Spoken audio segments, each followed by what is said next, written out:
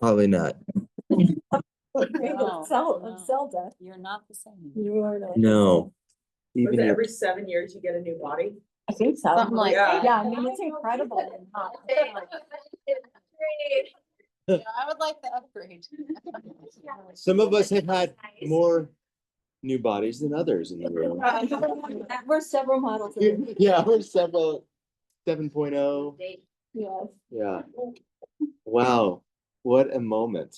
I heard that too. Okay, I'm not the only. Did you hear something? I thought I heard somebody knocking on the back door. Oh. Yeah, I thought I did too. Maybe Jacob tried. Did you look at that door? The other door? The front door still should be open. Yeah, it should be. Yeah, okay, good. I heard it too though. Okay, maybe it was just it like. The wind, yeah. Oh, well, okay. Let's get started on our final weekend. Wow, Last Friday night doing this. this is your last Friday night doing it. Oh, get at least 2 people in here. So this is how, did you all bring your letter to your future self tonight?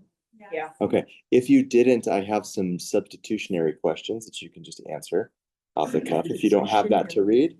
But hopefully you brought it and you are prepared to read that. Because tonight is the final check-in. That's how the weekend's gonna start. We're gonna do our final check-in as you conclude your 500-hour teacher training. 300 hours. Some of you have been with us for 500 hours, but it's a momentous thing. It's a funny thing, right? Yoga Alliance is like, how about a 500 hour? And we're like, and we're like, okay, we'll make it special, and we couldn't have done that without you all. So this is a special weekend. We're excited. You get to present workshops. Yeah, so we'll read the letters tonight. Anna will present her workshop tonight. Your husband's joining us. What time's he getting here? Hopefully 6:45. Okay. I told him no later than that. Good. So we'll keep him locked out. Yeah. And You'll learn your letter. and then tomorrow we don't have any sadhana. We go right into workshops at 9 a.m. So that means like Matt rolled out, ready to go. And here's the thing that I ask is be considerate of the person who is stepping up to lead the workshop, because it's already stressful enough and like there's a lot to juggle. So just be ready to be a good student for them by the time it's time for them to present. Okay. So we will start at 9, meaning I would really hope you get here 10 minutes early at least, so you can just be settled in your space, bathroom, tea, whatever you need. So like at 8:59, you are just ready to go. 6:30, got it. Yes, whatever you need to do. Yeah. The workshops, what are these? You explain these? So feedback, I don't know if you all have feedback forms. If you don't, I've cut up some paper for you. I posted those questions in Google Classroom for you to just jot down. You can do anonymous or write a name, but for every workshop you take, please give some feedback to your person. Okay. And then you can just hand them to them afterwards, and then you have it.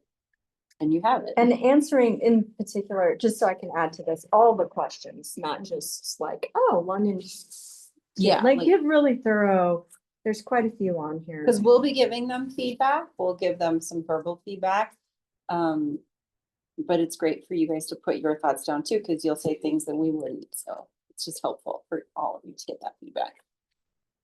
So We can cut more paper too, but I just thought I'd start. And with you'll that. want, if I can just add, since we're doing logistics, one of the questions is, did the content fit the title of the workshop? So just make sure you're either, asking them what the title is or looking on that sign in if you don't remember, things like that. Okay.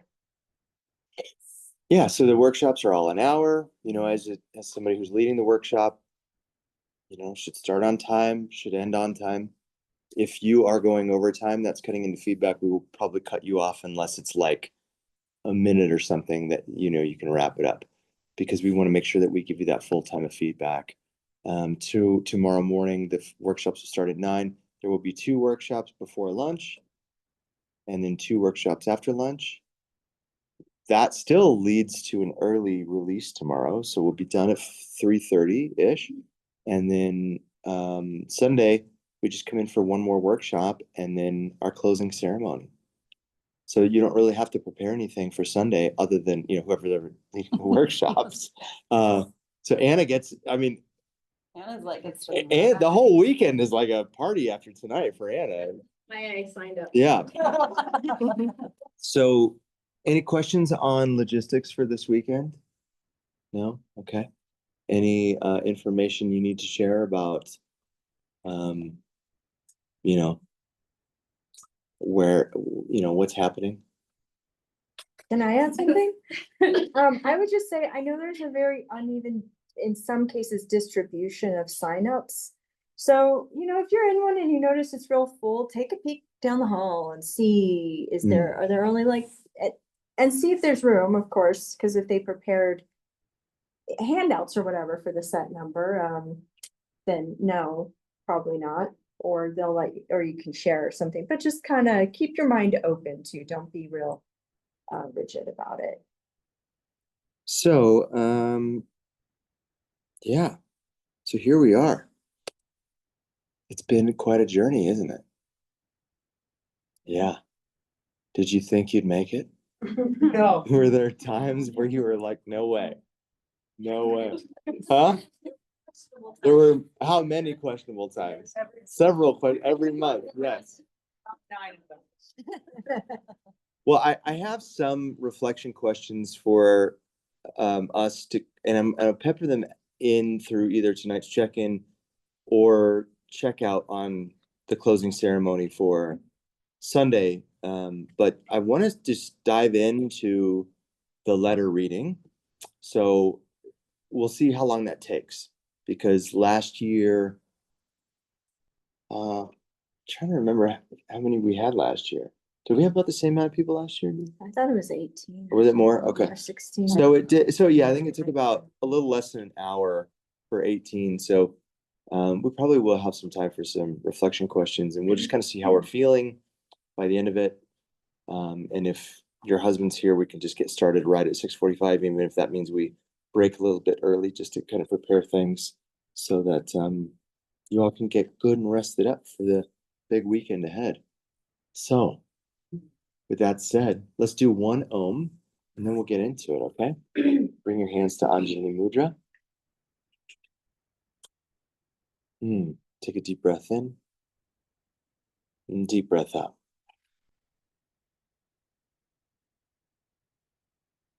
Inhale to prepare. Om.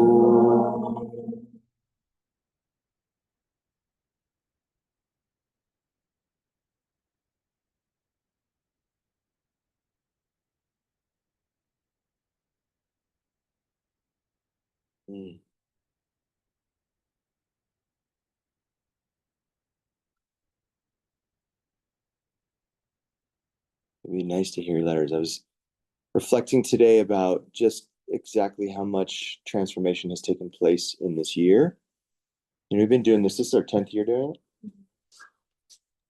And some years are different than other years.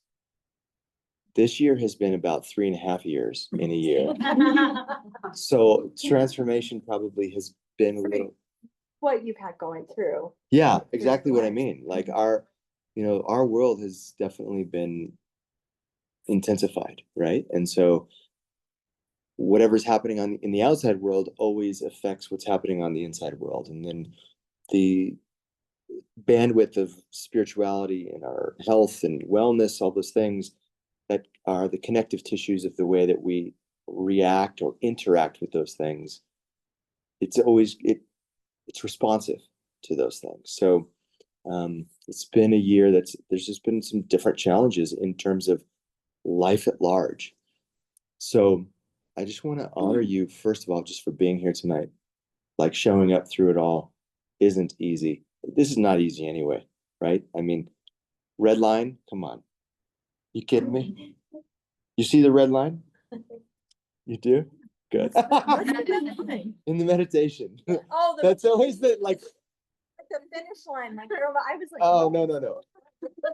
The red line, which it's like for people who get it, they get it the first month, and for the rest of the people who have what is the there's a small percentage of people who can't visualize anything. What's it called?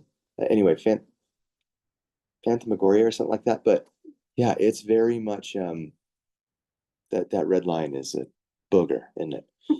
So I just want to say I really appreciate that journey, the transformation that's come along the way. I want to allow this weekend to be a celebration of who you've become and where you started from. You know, what your why was. Like, why did you start this process, to what it means for you now? Because this is also, as we always say, every teacher training, this is not any real end. This is just a whole brand new beginning for you in your life. And so with that framework, we're going to kind of see what that means for us as we move through the things and uncover it in real time, perhaps, for some of us. If you haven't thought about it yet, we'll find some time this weekend. So if you haven't written the letter, you can let me know when we get to you. I can give you some reflection questions. But for those of you who have written the letter, we'll start with you. Who would like to go first? I'll do it. Okay, is that you? That's me. Okay. Oh, Amber, are you going to be here this weekend? Yeah. Sunday. Cool. Sunday, but not tomorrow. There's your knees. Hi, Amber. There's my niece. Lexi's online, but Oh, hi, Lexi. she's in class, so she won't be out. Let me put this down. 6:30. Able to join us. Okay. Dear Peggy, these past 10 months have been amazing, scary, difficult, challenging, exciting, and such a blessing. We have gotten to know so many new beautiful souls on this journey. I'm excited for you to continue growing in your practice. You really have turned a corner, and you've been able to find more peace and joy, acceptance, gratitude, and grace. We both know the journey of learning and growing never ends. Hope you finish your hot yoga training in the spring and eventually have a class or two of your own to teach each week. I'm sure you agree that there's no real need to celebrate our graduation from this training, because we celebrate every day with gratitude for all the peace and joy that this work has given to us. There's no doubt in my mind that you will continue to teach and share the knowledge and wisdom that you have gained with others, so that they may deepen their own practice and be blessed with the gifts that come from the continuous effort of doing yoga on and off the mat. Remember, we are either moving toward God and liberation, or we are moving away. Don't get complacent, because you feel amazing when you consistently do this work. Love me. Thanks, Becky. Who wants to take it next? You can pass it. You good? Yeah. I didn't write it directly to myself because I find that really hard to do, and I probably need to go to therapy for it. All right. When I started my 300-hour journey, I was still finishing my 200-hour training, full of excitement, curiosity, and a touch of anxiety. I was searching for purpose and a way to create a safe, welcoming space for others. Now, standing at the end of this incredible chapter, I feel proud of how far I've come. I pushed myself to stay consistent, to grow, and to deepen both my teaching and my personal practice. Cambio has been such a huge part of my growth, my community, my motivator, and my home. I hope to continue showing up here, learning, teaching, and letting my practice evolve. Next year, I'm ready to shift gears from my yoga-filled year to my year of yoga business. I want to bring my dream of yoga retreats to life and keep creating spaces where people can feel seen, supported, and safe. I'm getting emotional. In 6 months, I want to remember, life will keep changing, and that's okay. I can adapt, pivot, and still succeed. I've done it before. I'd like to celebrate this accomplishment by doing what first sparked it all, getting on my mat, breathing, and reconnecting with myself. Though a beach vacation would be nice too. I'm deeply grateful that I took this leap into yoga this year. It's given me confidence, clarity, and community. I'll carry forward Cambio's welcome home energy in everything I teach and share, because that's the legacy I want to create.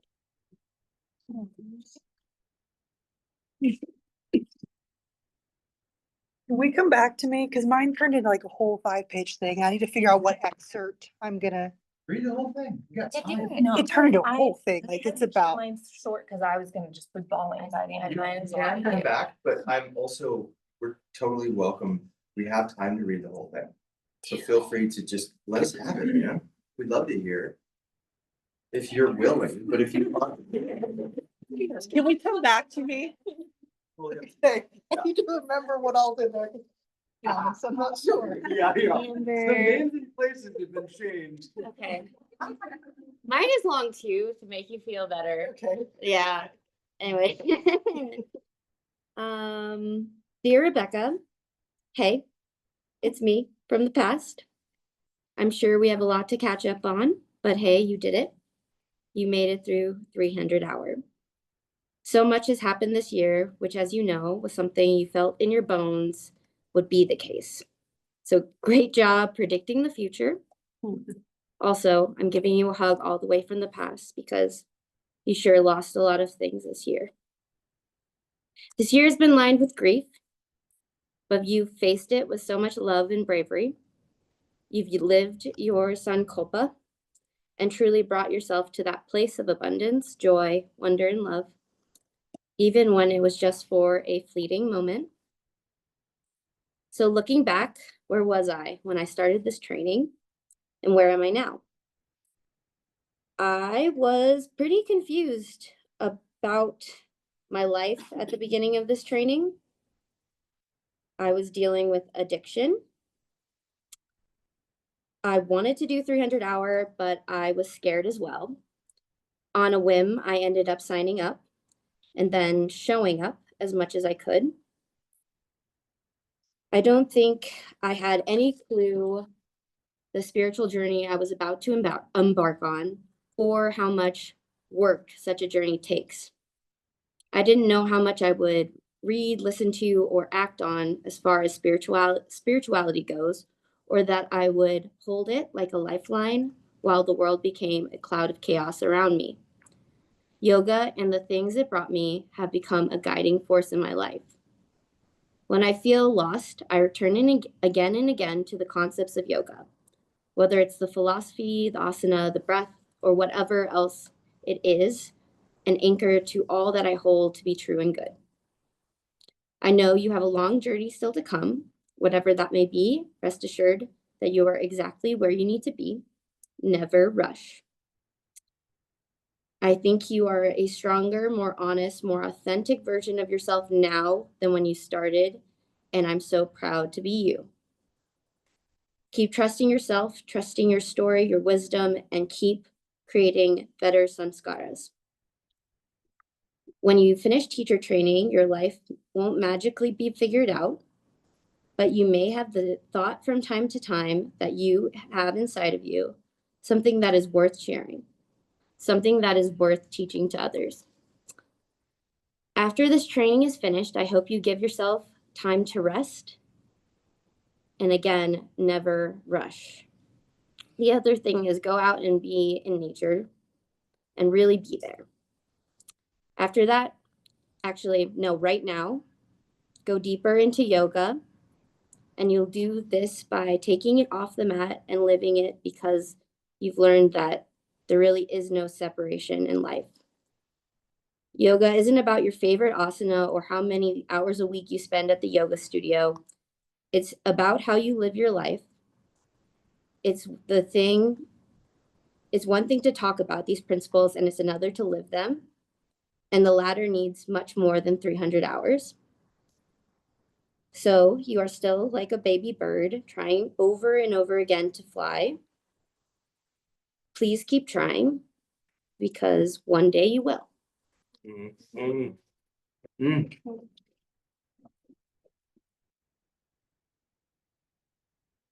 Hi. Cool. I think I've dog eared. Okay, Mine says, Dear Eden, first off, I want to congratulate you on making it through your 300-hour teacher training. That's epic. It's been a difficult season for you, but I want you to know how proud I am of you for your stubbornness to stay within your growth. It's no small feat to show up fully and authentically every day or every third weekend of the month. You have lost so much this year, but I hope you look back and realize that even in the grief and in the losses that you've also gained. You've gained knowledge, insight, and better maps for the deep dives you tend to take within yourself. There's been so much growth, and my hope for you is that you continue to stay stubborn in your ways of always pushing forward. Through discomfort, through heartache, through confusion, I hope you keep this drive to find answers, untangle the webs, and break the cycles. Sweet Eden, I see how much you want to be good enough. I want you to know that you are. You are so good and so enough. Imposter syndrome may threaten to swallow you whole some days, but trust me, you have the goods, kid. I hope this letter can be a reminder to you in times when you feel lost that you're a wonderful teacher with so much love and wisdom to share, and you're good enough to have all of this, and you deserve all that's to come from this, even if it's just moments of peace or clarity within yourself. You have worked so hard, and you have earned every single right to be excited and proud of how good you are and how far you've come. I trust that you will continue to show up wholeheartedly in all that you do because that's who you are. I don't know what's going to come from all that you've learned through this experience, but I do know that whatever it is, you have the capacity to hold it and embrace it with softness. Keep doing the work, stay curious, keep your heart open, and remember who is learning from you. I hope you remember how lucky you are to be Noel's mom and how lucky he is that you share your practice on and off the mat so openly with him. I trust it's paying off in the long run. Even on the days you're really having to exercise your calm. I'm so proud of you and I love you very much. Onwards and upwards always. Eden.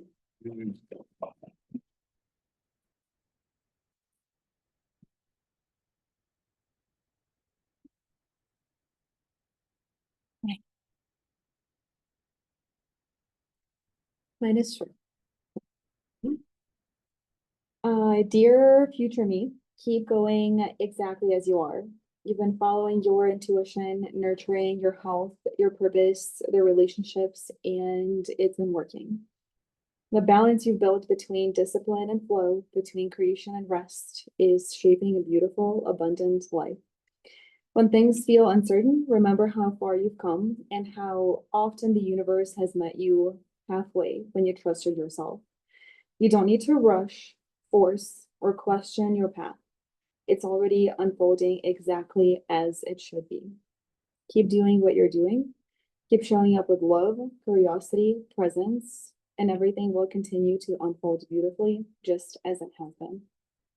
With gratitude and peace.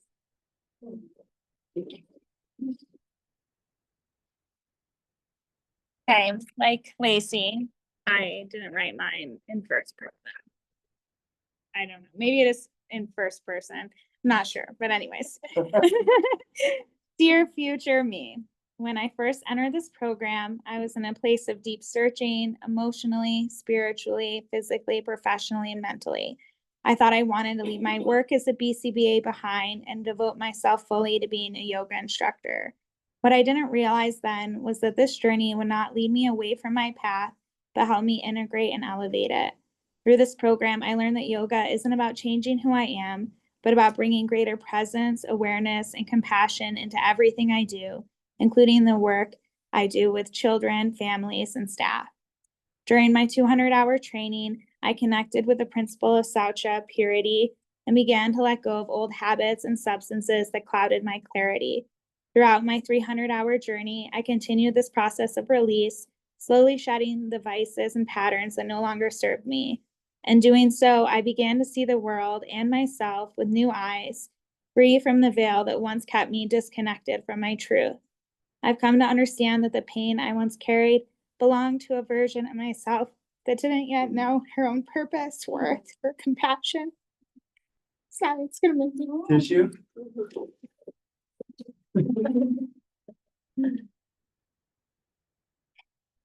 Now I stand more grounded and clear-headed, embracing the sacred process of healing. I plan to maintain this momentum by living in alignment with my Sankalpa to nurture compassion, clarity, understanding, and peace.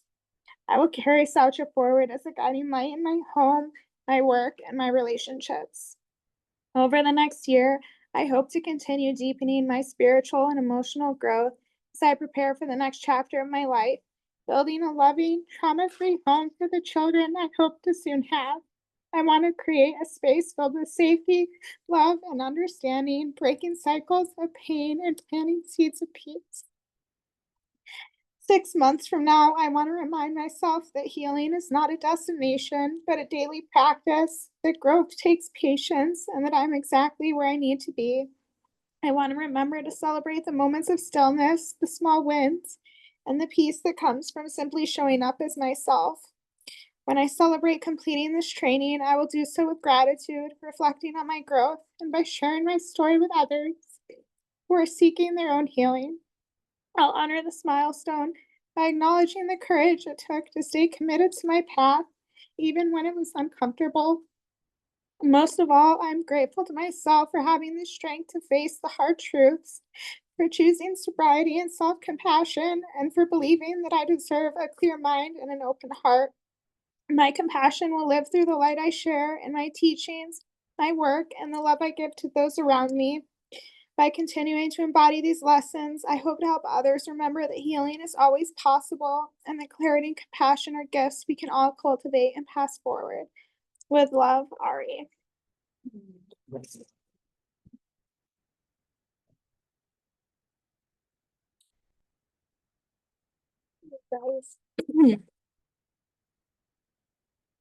Dear future Anna, it's October 2025, and I'm about to finish 300-hour yoga teacher training. You should be so proud of yourself, truly. When you first began this program, you were more closed off and distant. You were friendly enough, but wanted to keep everyone at arm's length. You didn't find a Sangha until 300 hour, and boy, what an amazing group of people you stumbled across. Back then, you were spiritually guarded, trying to cover up the scars from your past of spiritual abuse. You were physically exhausted and stressed. Even if you could lift more weight, you needed the rest. After 10 months of hard work, you are no longer a fake open book. You became more authentic because you realized that sometimes people can be trusted outside of family, that there's more to spirituality than shame and punishment.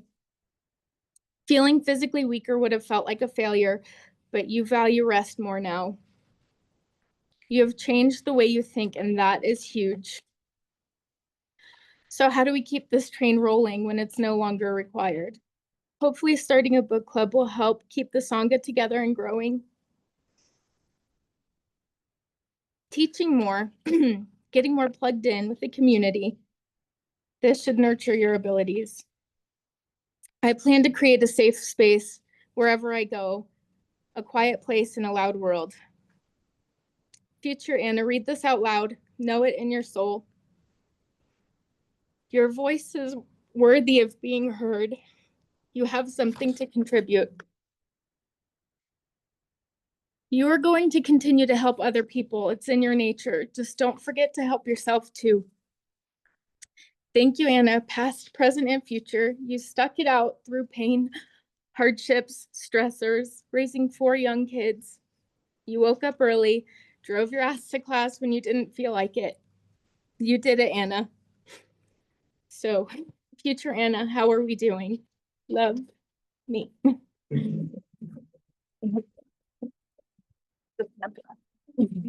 had like, you scared me. Two of you. I have this problem where like when we're all reading them, I'm okay. And then as soon as we stop, I just like, it happens. Is that a problem? It's like a problem. It's like a problem because then it all comes out at once and then I'm just a little overwhelmed. Oh, that's okay. You'll all love me after my nose is running and I look blotchy, it's fine. I said, hi, me, you did it, we did it, we're okay. It was hard and it was long. And for a minute you thought you couldn't.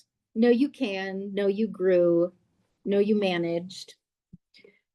Remember to breathe, remember to connect, remember to live life fully.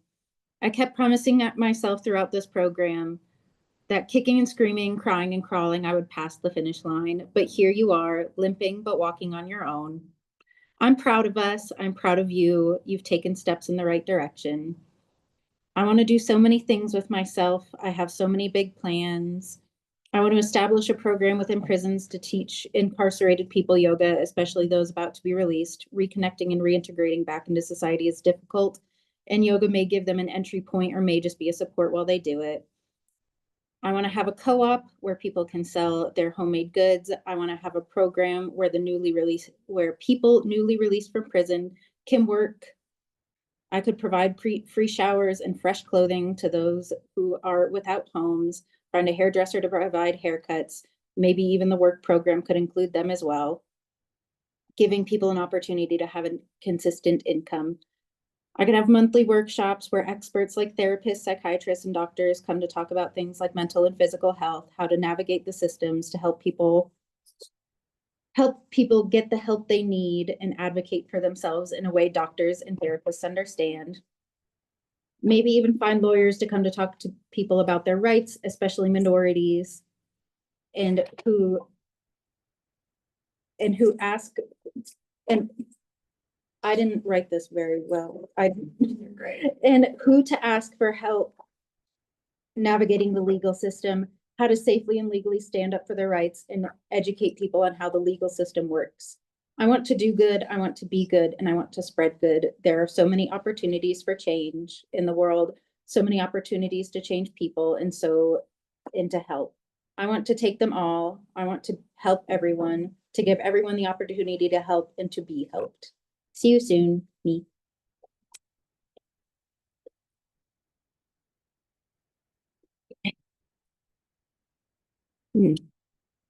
Oops. Change glasses. We're reading a letter to our future self. Okay. Bake stamp. What does it say?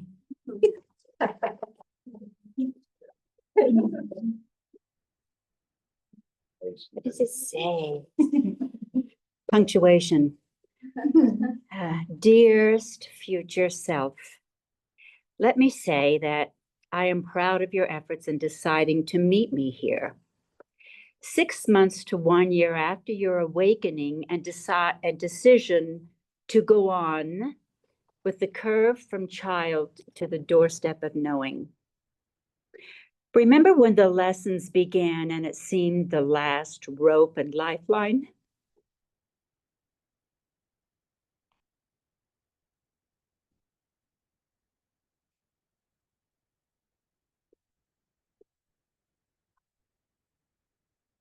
What and how could something inspire and define a willingness to continue?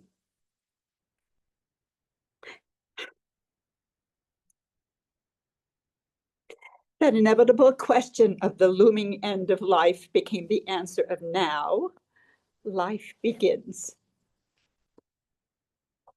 I didn't think I would get like this. Jesus. Wait a minute.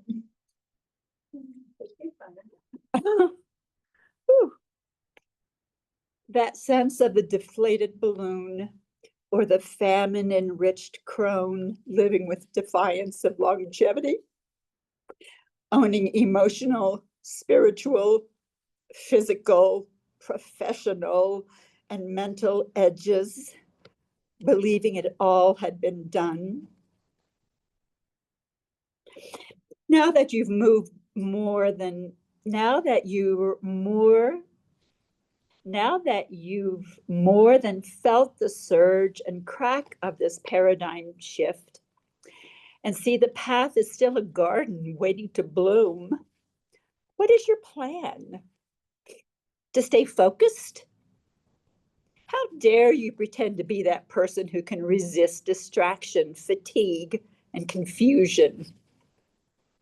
Is truth that hard to grasp, to know that you are still here, learning, failing, finding the depth of comprehension and deeper compassion, not with others, but now for yourself?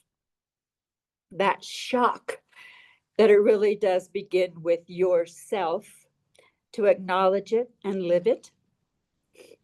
I will see you on the other side of 6 months or 1 year, and honor the steadfast course that will parallel your journey alongside distractions, fatigue, and confusion, as they are the stepping stones to knowledge. Allowing yourself to be the brightest wisdom, to be still and balanced, contemplate choices of mind, speech, and companionship. In gratitude, the teachers came, indeed, when the student was ready. And now, confident in reflection and purpose, the seeds are taking root and the gardens in full view are blooming. That's it. Right. Oh. I picked you up. Hold on. There you go. We lift you up. All right. I wrote this in many tenses because I have the attention span of a guinea pig. You may have started this, dear wandering soul, you may have started this journey in a manic frenzy, looking for an increase in pay, a certification, and a goal for a career change. I can honestly say you've gotten more than you bargained for. The drive to help others is still in reach, but there may be more to it than you originally thought. Tools to approach others not only through the physical body, but the emotional and subtle bodies as well. Compassion and genuine love for helping others has an opportunity to be turned inward towards yourself during these past months. Only through this reflection of self-kindness can you present yourself and your gifts compassionately and genuinely for others. Keep the momentum going. Keep reading and studying through literature, practice, and self-study. College can be a tool as well to increase not only knowledge base, but a practice of self-compassion, patience, and trusting in the process. In 6 months, remember your why. It may evolve, it may morph into something different, but never forget that others are you. The way you show up for yourself and others is reflected in the world around you. Cultivate a world you want to see. Never forget you are not alone. It may feel empty, but you have community through all. Keep your practice and your self-study in check. Don't forget discipline of self. In celebration of completion of this training, continuing to cultivate a growing mind. Allow yourself to settle where you are and not take on more than you are ready for. Celebrate this victory before you go on forth to take on even more than you can handle. Never forget the work you've done nor the connections you've made. The ability to forgive and trust the process, self-compassion can evolve to something greater than yourself. I didn't forget you. When you did. Just kidding. I will read. I feel like hearing other people share has made me feel a lot more comfortable. Okay. Dear Tisa, how many times have I written a letter to future you? Probably more than I can count, but the difference in this one is that it isn't full of the future hopes I have for you because I am so proud of how you are living now. You found peace from your mind and you feel pretty happy overall every day, which is something we thought was impossible. You've done the hard work toward healing, and I feel inspired by you. I hope that future me is just like me now, except for maybe a little less afraid to speak my truth or lose friendships out of fear of abandonment or judgment. You know something I am really proud of you for? It's been almost 5 years that you've stuck to your boundaries with your family. Do you know what a big deal that is? You are finally taking steps out of your career after a decade of unhappiness, and you don't have your next move figured out, and that's finally okay. You're working on your attachment and getting comfortable detaching to the material things in life. You finally did your 300-hour training, which came, how does that work? As an impulse decision, but no matter how many times you wanted to quit, you finished. You are starting to feel worthy of a good life. I don't know what's important to future you or who you become in 10 years, but I hope the birth of your daughter fuels your fire to keep walking in your truth and doing the right thing despite how difficult it feels. I hope that through your kids, you really live, and not like the living vicariously through them thing, but like really live as yourself to show them what a happy, healthy, loving, fun, supportive parent can be. I hope they see joy in you and in the world. I hope that future you gets to a place where life feels like a breeze compared to what you've been through. I hope you wake up in the mountains with a fresh cup of coffee, hearing laughter upstairs, and that you can enjoy the moment for the peace that it is. I hope you keep questioning and searching for your higher power and connection to it. And I hope you find a time where you run to your faith in times of weakness and struggle. I said this letter was not going to be all the things I hoped for you, but here we are. I just want future you to be so proud of all the versions of you along the way. Don't lose sight of that. How many younger Tisas that have fought so hard to feel better and to still be here today? For the sake of sounding, for the lack of sounding cliche, I hope you dance. Truly, I hope you live and embrace and live life so fully that you're just immersed in the dance. I think me now is scared about future you because for so many years of my life, I couldn't see a future for myself beyond all the trauma I experienced and the despair I was feeling. Sometimes I feel scared that I won't get to experience a joyful future and that my life will end before it truly begins. All I can hope is that whoever future me is, or wherever future me is, that I've found true everlasting peace in my soul. Not afraid of the hard work to get there, just want a chance to feel peace in this physical lifetime. You know what though, this year 34 of my life has been the most peaceful I've ever felt. And I've had a freedom for my mind that I didn't even know was possible. Protect her at all costs. She is worth protecting. All versions of her are and were worth protecting. You, future Tisa, are worth protecting. I hope you continue to know your worth. You are and have always been a fighter through fear and depression, when most of the odds were against you, when most of the people who loved you, left you, mistreated you, abused you, didn't believe you. You fought to get out, to not die, to feel better, to actually live. You are so much stronger than you give yourself credit for, and you're capable of anything that you want, hope, or dream. Allow yourself to show the real you to more people. Allow the thread to come a little undone. Allow the inner you to be unleashed. Don't know that I have much more to say. I have love for you just as I have loved all versions of me.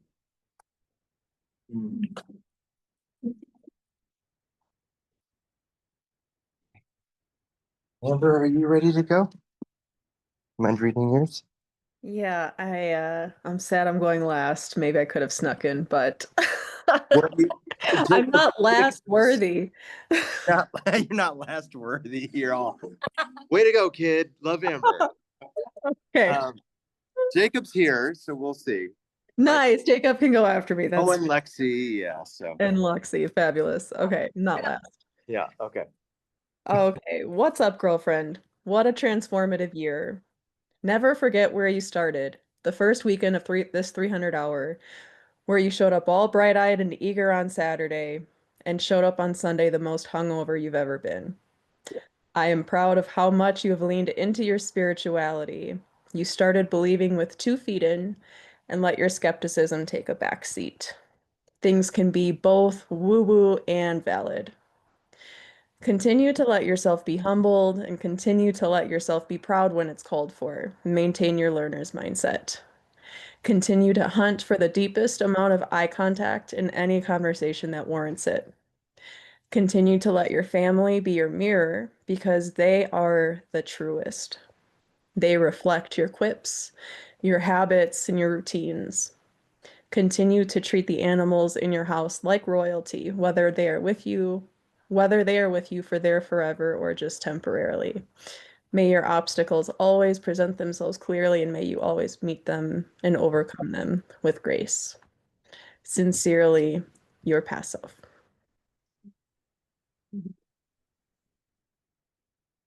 I Nice. Jacob, do you have a letter that you wrote or something you want to share about? Yeah, I have something. Yeah. Hopefully not too. There's no judgment. I'll bring it to you. I'll bring it to you. Sorry. Just getting the.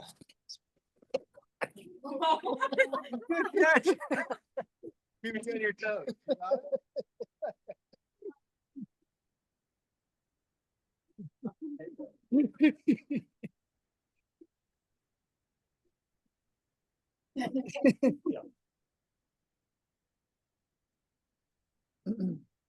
So, it's the first person, so strangely enough, I talk to myself in first person. I don't- So,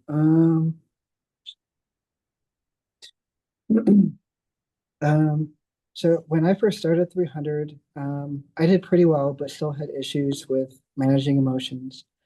My biggest growth stone was being more patient with others rather than just getting upset with people, to be more curious rather than make assumptions.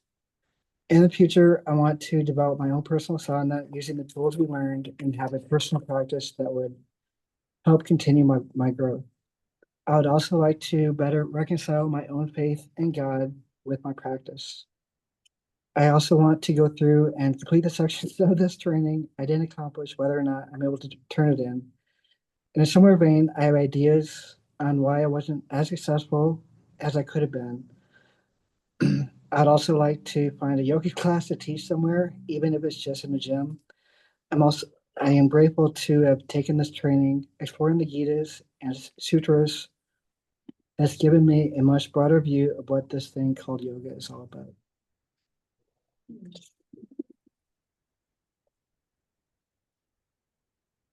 On to it, both hands. Yes. Okay. Well, we're at a strange time because we've got. Yeah, I was gonna say. What? Logistic thing. A logistic thing. Hang on, why is it? What is happening there? Yeah. Yes. Oh, maybe. Okay. All right, there we go.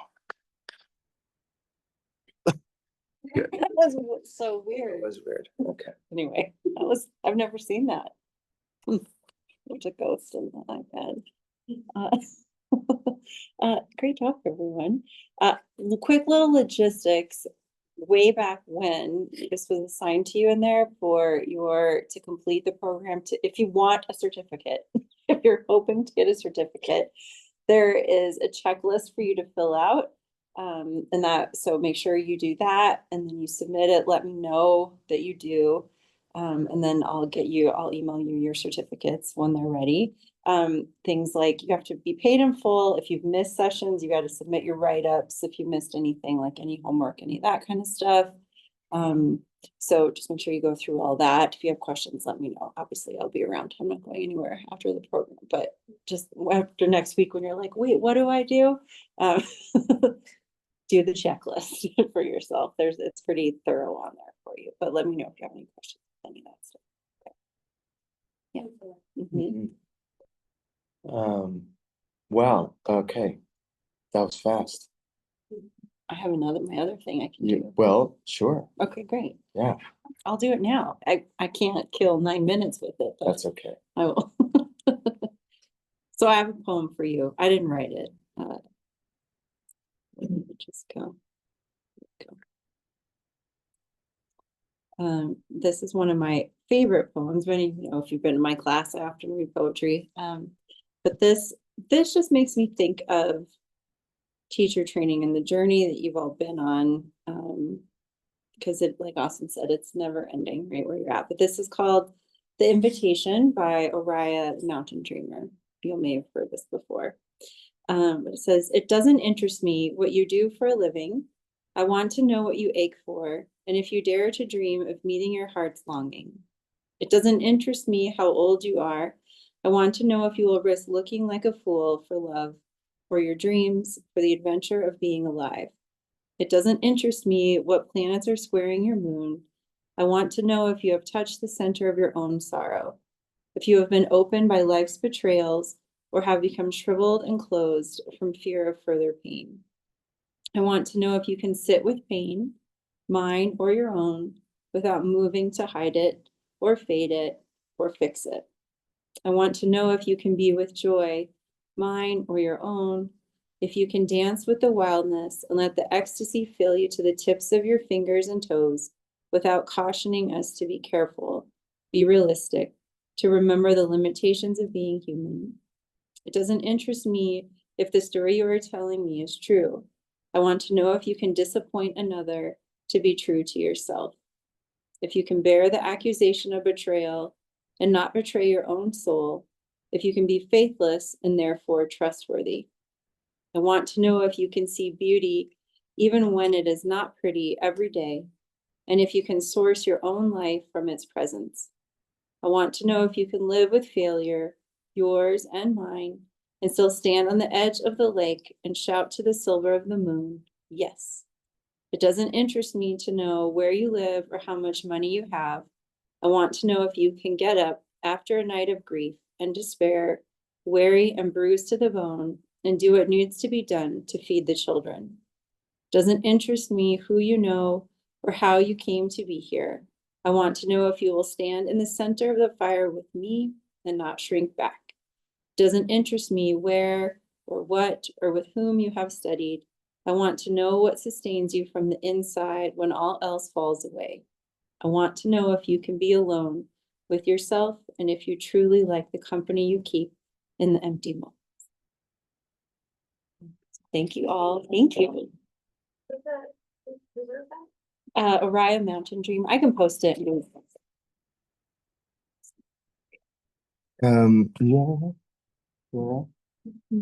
No, Yeah, I mean, okay. those were just, it's such an honor to get to hear those and Yeah. to get that,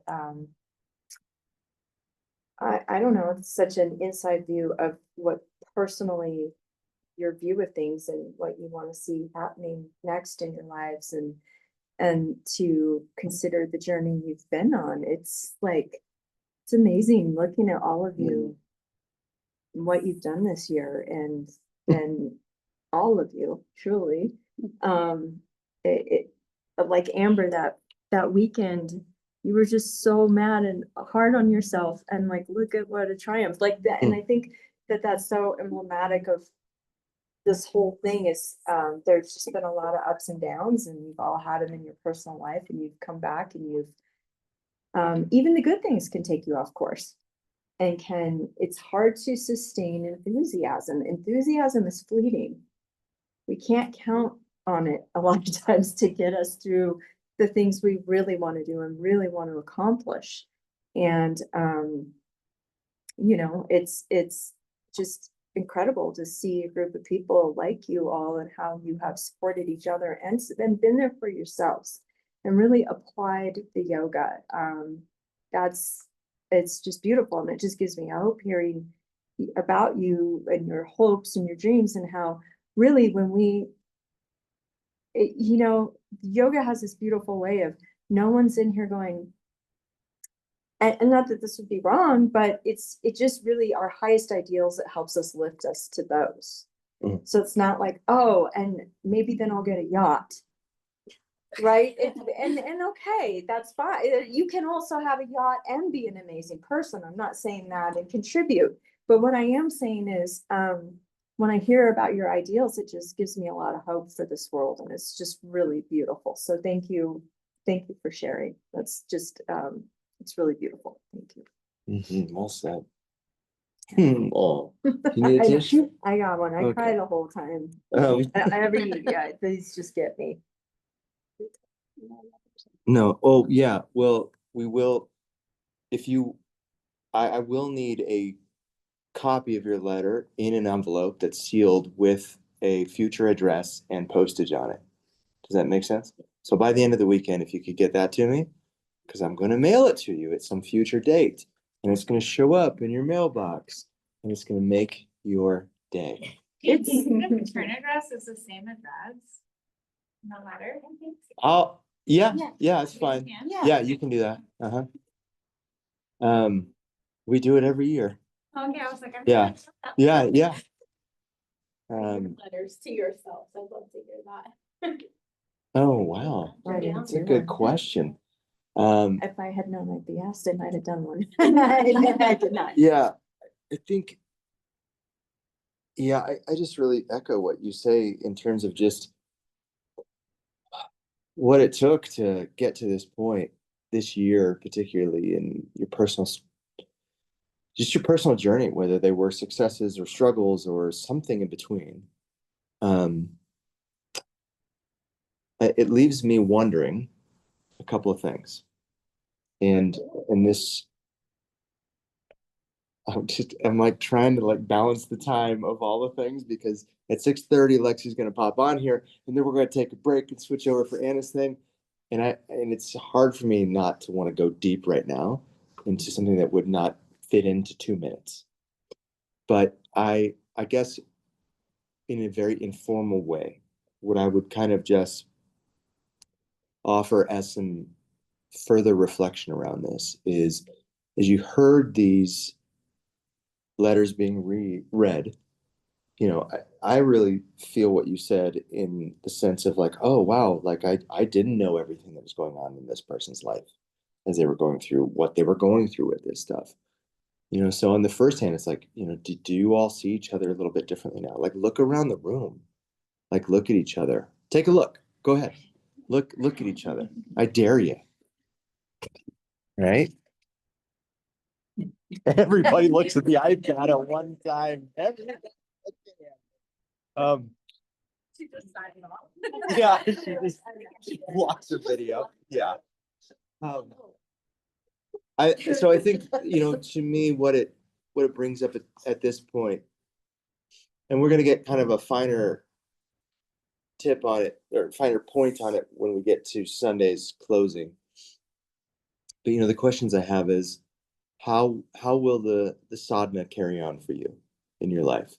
You know, because we've kind of imposed a really traditional sadhana on you for purposes of learning some traditional yoga techniques and how to teach them, but also to experiment with what does that feel like? How does it work for you now in your world? And how does it not work for you? How does it challenge you? How does it grow you? This program is a lot about, apparently this year, discomfort, right?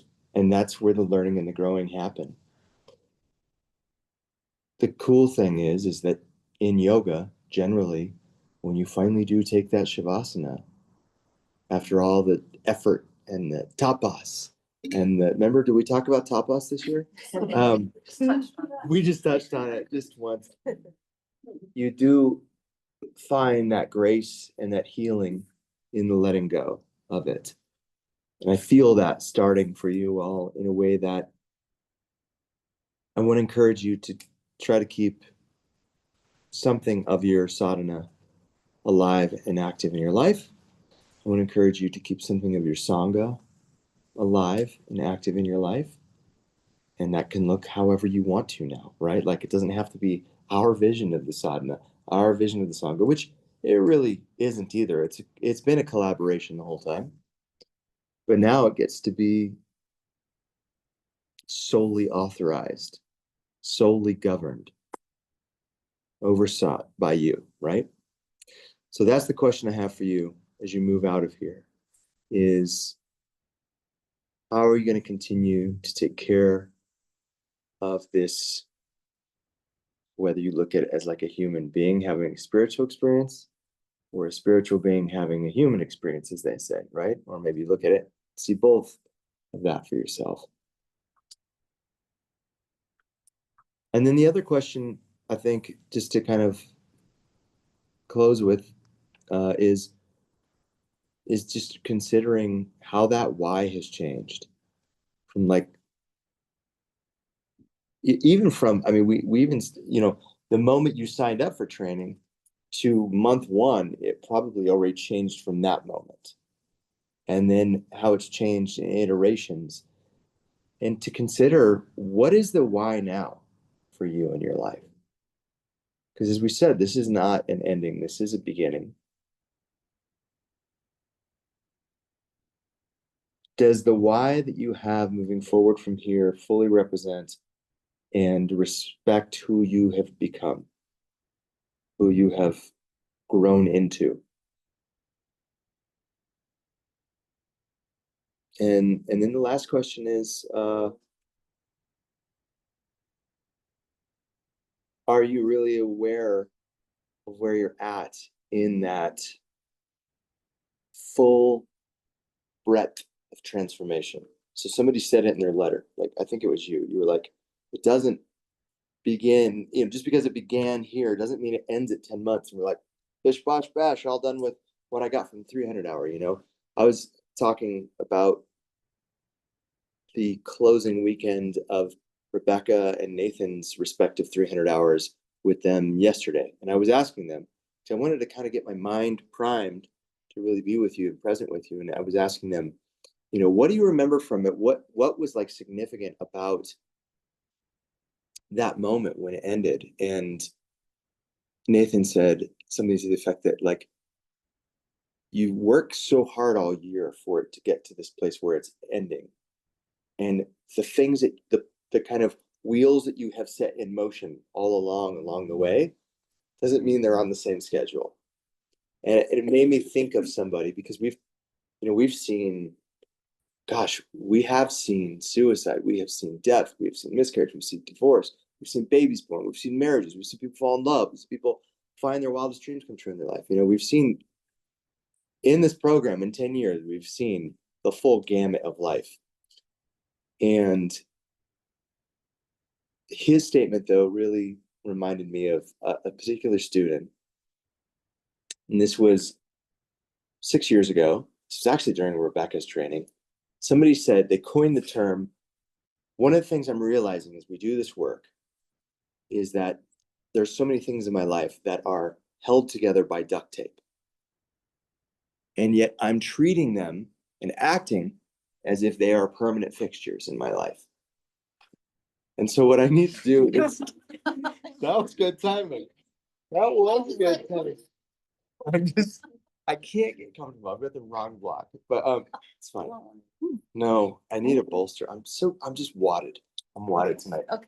Adjust me, Maria.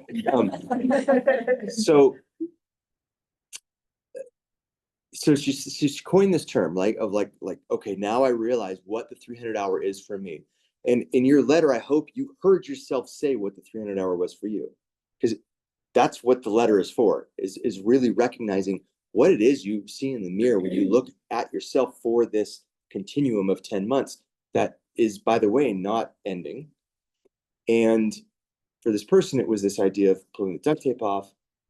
And it was real obvious because in this person's like check-ins and things, it was definitely the sticking point always came back to this one thing in their life that they needed to address, So when they finally said that, like midsummer, they're like, I realized that now what it is. I got to pull the duct tape off.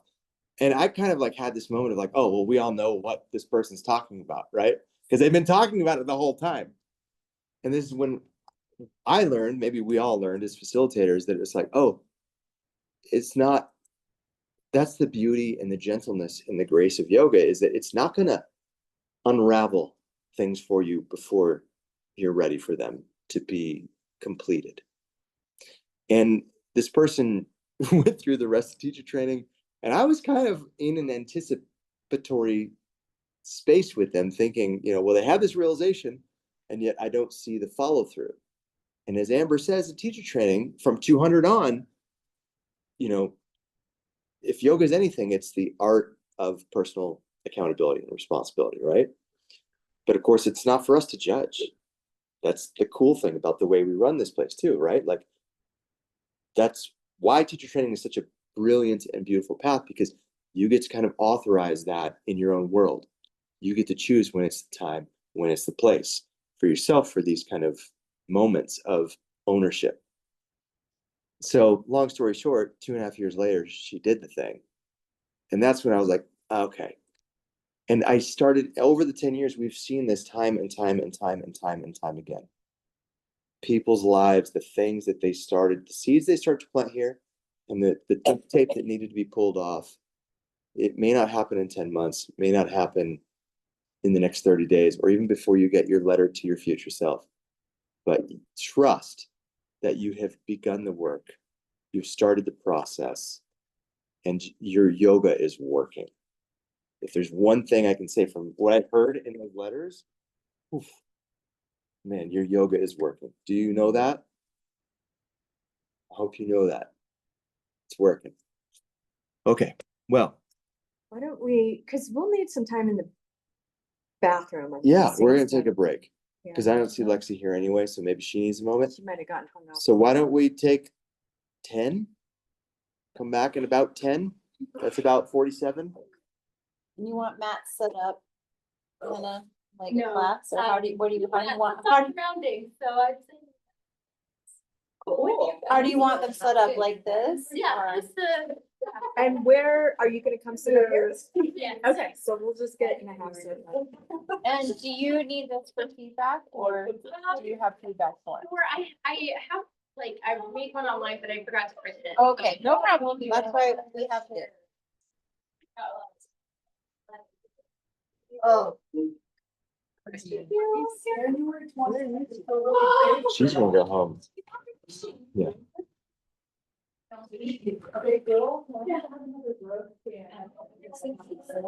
You feel so big, she's not. I'm like, what Hollywood makes pregnancy look like. She's so cute. I told her that How last. far along is she? June in January, I can't remember how far. She said the 20th. The 20th. So my dad or Like- sister's birthday, she might.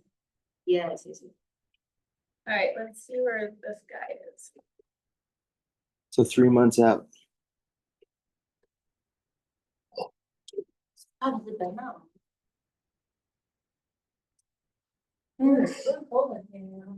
My mentees didn't check in yesterday and they all did just now. They did? Yeah, I was like, I Somebody love starts you it. all, and also. Somebody starts it I and they don't all know remember. if you get back to any of you.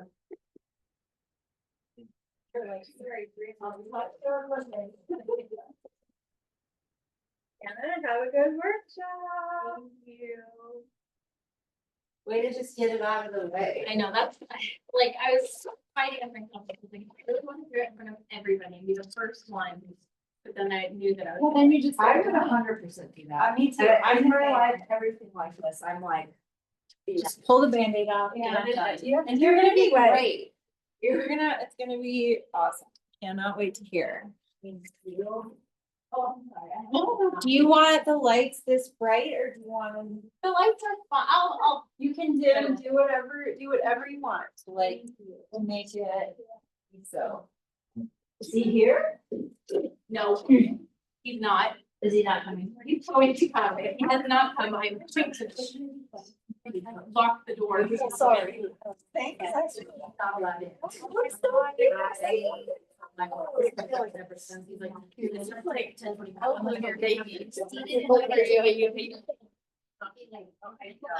Yeah, I can't see you being gigantic. No, Oh, perfect. I think in like- I'm like, you have to understand, like, Nice, no, baby. say that to my face.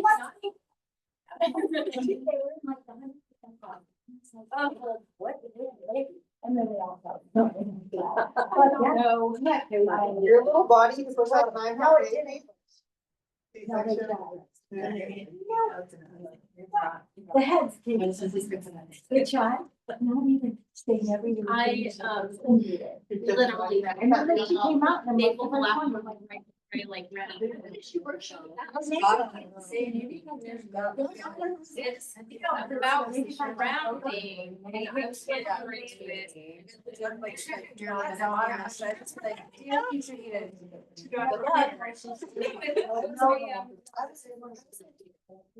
I know. You're like. Sure. You're like. Yeah.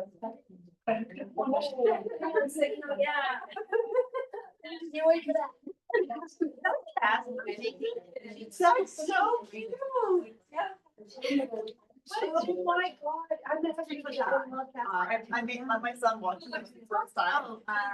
He was, I'm sure, he was confused about like. I don't feel bad.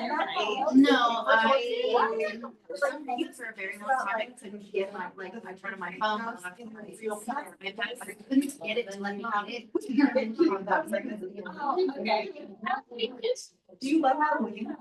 I thought, yeah, like I said, my socks and soles. Do you want Halloween? You want until November? Bye, Laura.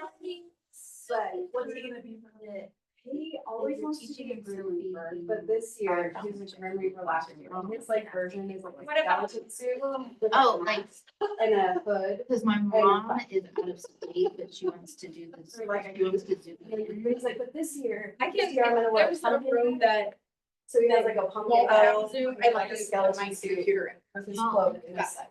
I He could think be the kid who like loves like horror movies. Yes, he kinda. already is. I Like, like it. we go to the Spirit Halloween. I'm gonna be like, Scream. Oh, that's Michael Myers. I love your know how we're. Yeah, you He's probably not even scared of those. No, You always come in and the cutest outfits. I feel like I could reach right to find like walks, all that. No, your letter was so good. Are you serious? This was so So cute. Every day. I Yeah. wake up. Friend, Such a not spooky kid. Don't be hard on So yourself. beautiful. Yeah. Love spooky kid. Yeah. Ugh, it took everything within me not to just like reach out and hug you though, Marie. Oh, I know. I can't imagine being like, yeah, oh my God. Thank you. Thanks so long.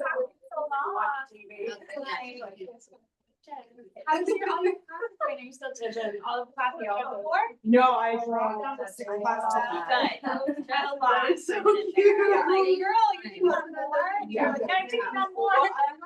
An internship is full back. Here?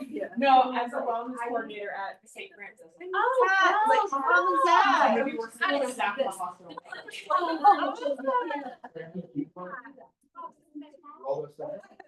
Yeah, yeah. Oh, you gotta move your stuff up. Roll you. Whoa. I really wanted to put my mat. You want a blankie to sit on? Yeah. You were thinking too. You can sit on your mat. I don't want to be like, no, I don't want to see a single mat. And for the end of the yoga workshop, we're stacking our mats in the middle, making a big yoga lunch. I didn't notice that. Yoga's done now. We're all done. We're all done. That's pretty awesome. Do you want to sit? Yeah. Absolutely. So, Like 3 times when I think I can't I'm serious. No, I haven't even practiced teaching my work. Oh. Me neither. I'm just like right off the done my whatever. So, I wrote mine and I was here and I Yeah. talked about. that's how I would. I'm so, I put myself so many letters in therapy. It's so just like, if I have time to do like. Super offended. No, I want. I connect with you on this, like, I know we do. I'm gonna try and keep people out. okay. Do what you gotta do. I guarantee you. Oh, thanks you, Austin. I talk on top of it every class. Have you heard of these things called compass? My students are like, There's what? a list. What is There's this? it. Okay, I do wanna just ask a clarifying question. You said that we were only taking 2 workshops, but there are 4 tomorrow, right? Sorry, 2 before lunch, 2 after lunch. 2, oh, okay, Yeah. okay, sorry. I was like, wait, what? Okay. Yeah, he is I tried almost to edit it so I could sign up for more, and I don't know if I'm doing it wrong, but it won't let me. Oh, okay, we'll just, you just find your place tomorrow. Okay. Here, go ahead and come up and just like pick a little trinket. The orange safety pins just mean it's a little bit bigger. That was brutal. And I made them a little tight because it does kind of stretch out. So. You made those? Yes, I want this set.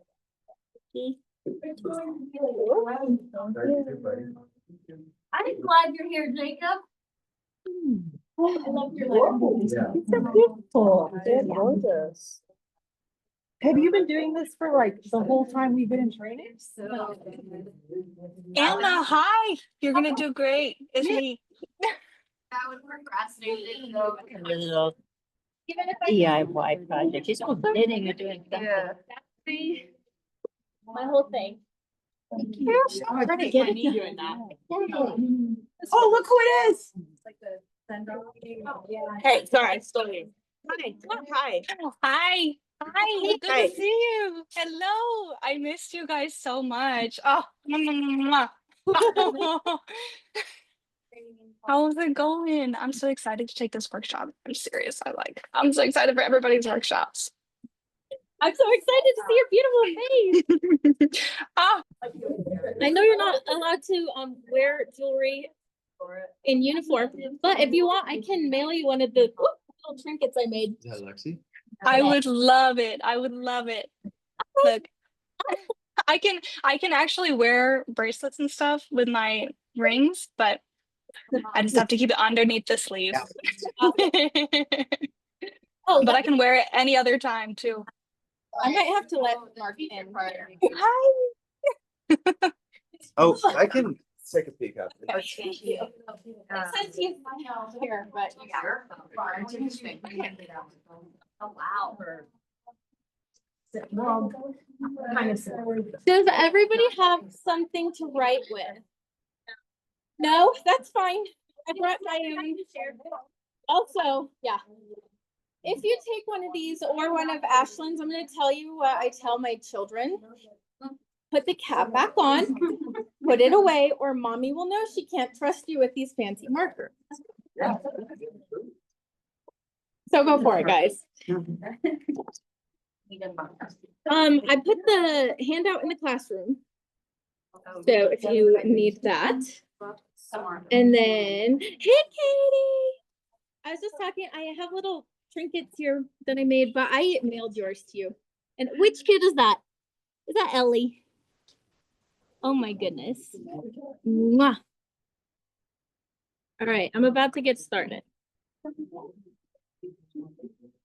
Oh, I think you're back. Hello there.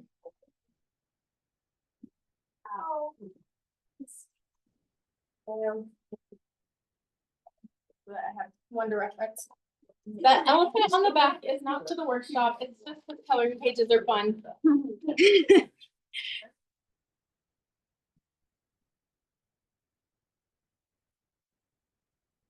Put coloring pages on the back. They're just for fun. I like coloring, so you know. So pretty.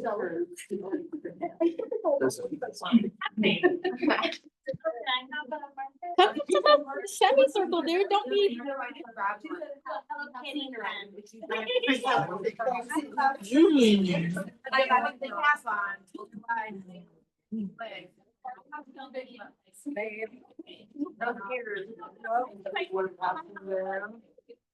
And then if you didn't grab one of these, come on up.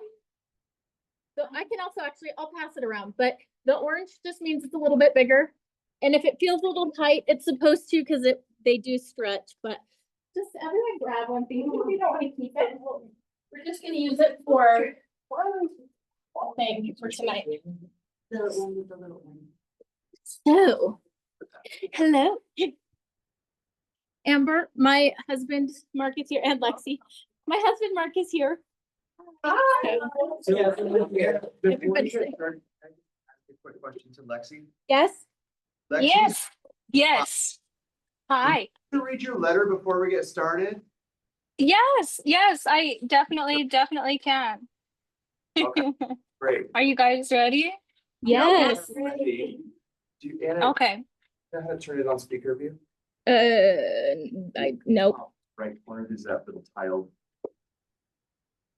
Got it. Thank you. Okay, Lexi. All good? Yeah. Okay, wonderful. Well, I'm so happy to see you guys. So happy to be here with you. This is my letter. It is a bit long. Would you like me to read the whole thing or just this one part? I've been reading the whole thing, so The whole thing? we wouldn't Wait, you share as much as you're comfortable with, but we are here for you. I have a lot. Okay. I said, one door closes, another opens. My time at this point in my life has made a change for the better. A change of my choosing. I will break the cycle of living to work and turn it into living to live. No time better than the present to make a change. The time is now. Goodbye, old life, welcoming the new. My confidence is alive, my heart is thriving, and my mind is open. Opportunities will come my way, and I will accept what life has to offer. There will never be a different path unless I move astray from the one the others have created for me. I plan to be part of the outlier groups who choose what most will not. This is the beauty of sanguinity. I'm counting down the minutes. You wonder why you're not emotional, and the reason is this. Deep down, you know you need this, and at this point, your mind and body are just confirming to you that your subconscious is indefinitely ready. You are ready to leave the old behind in order to revive the new that lives ahead. There's no time to wait any longer. Your time is now. The closure I get, the more okay I feel. The understanding is this. It's not the time to try and cram everything in, the time to enjoy what I need to have to experience. While in the meantime, using the spare moments to prepare for my future, to prepare my mind, my body, and my soul. As I am here at home, I feel discontent as if I should be doing something with people I'm close with. But I do, in fact, understand my time alone is something I cannot take for granted, something I should cherish every breathing moment of. A time I can use to expand my knowledge and broaden my perspective of the world in front of me.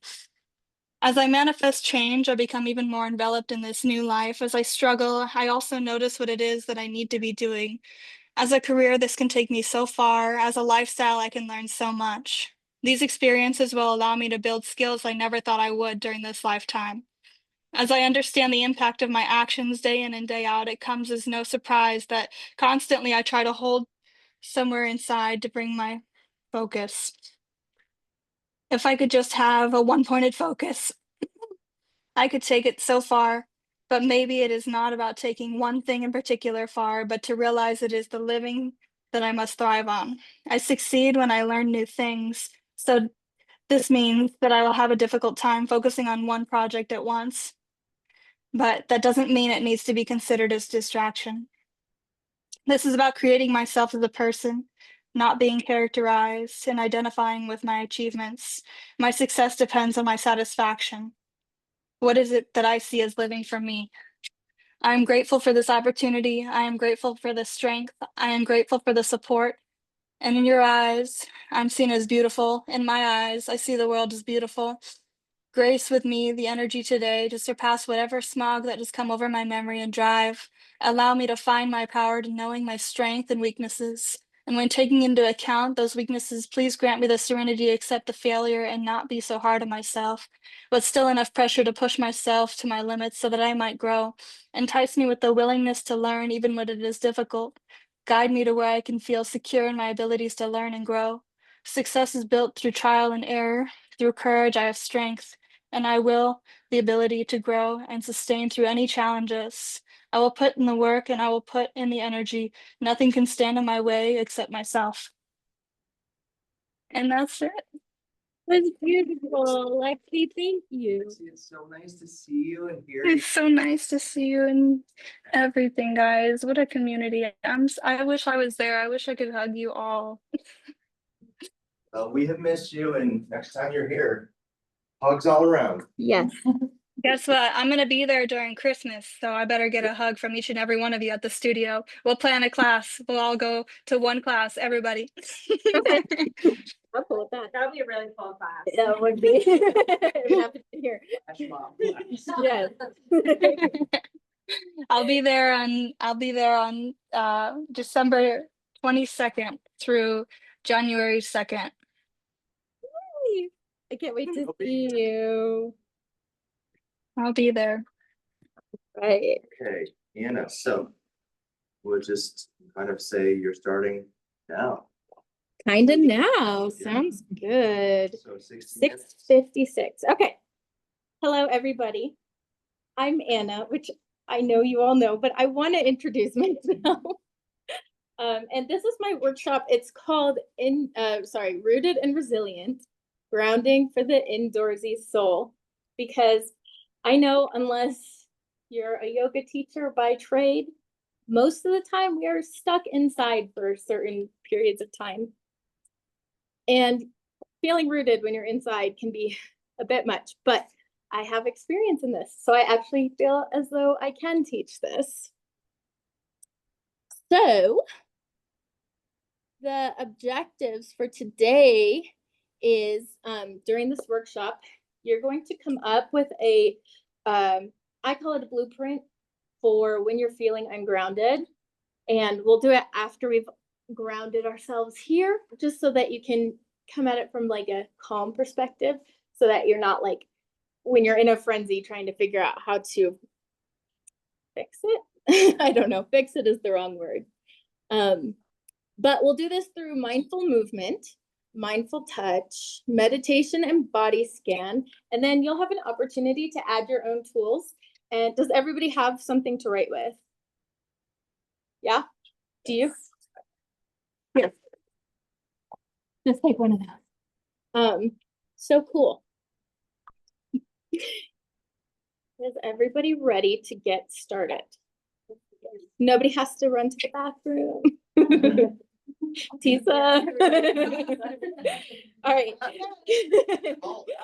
Go ahead and take a comfortable seat on the floor, preferably, with no mat under you, preferably. But if you are cold, please feel free to sit on your mat or a blanket or whatever. This is for you. So just get comfortable. If you have your hips elevated above your knees, that can be more comfortable for a little bit longer time sitting down. Just get in your meditative posture and feel free to close your eyes or soften your gaze. If you don't feel comfortable closing your eyes, you can just kind of gaze down at the floor past the tip of your nose. Come into your own breath pace. And just notice your natural rhythm of breathing.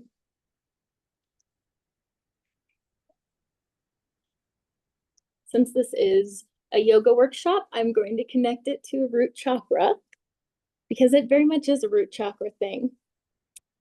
So it can really help to visualize roots coming from you into the ground, or a glowing red ember at the base of your spine.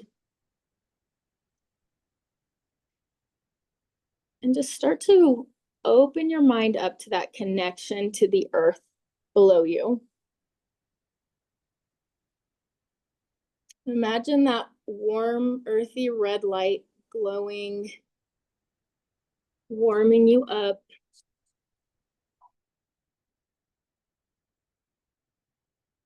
And then we're going to do a 5-minute body scan, just to check in with where we are. Start with your feet and notice any pressure that you feel on your feet against the ground or blanket or bolster, whatever you're sitting on.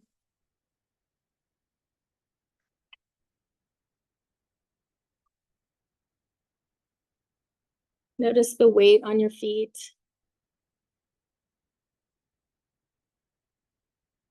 How do they feel? Are they cold or warm, tingly? If they are, you can switch your legs out.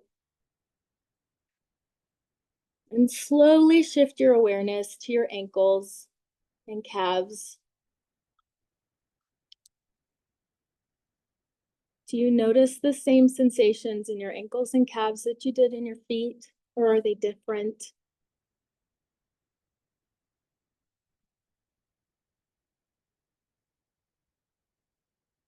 Continue scanning up through your knees, your thighs, your hips.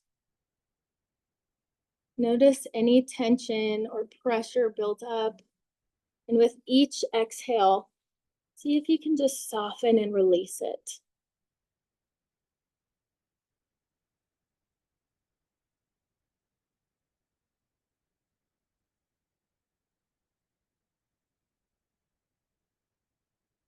Move your awareness to your abdomen and lower back, all 360 degrees. Notice how the sensations in your body change with your breath. And follow this pattern up your spine to your chest and shoulders.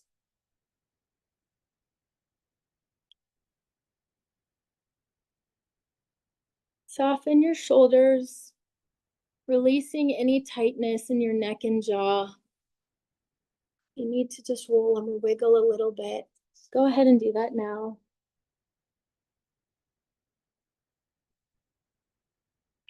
Let your awareness travel down your arms, your elbows, your wrists, the palms of your hands, and your fingers.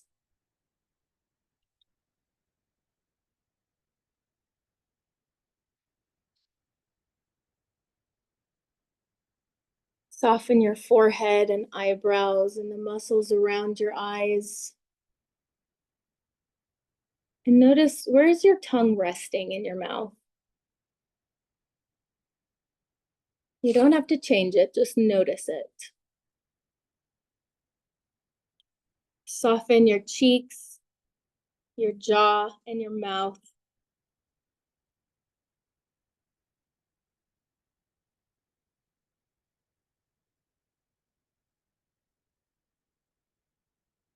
Now bring your attention to the sensation of your whole body sitting here in this room.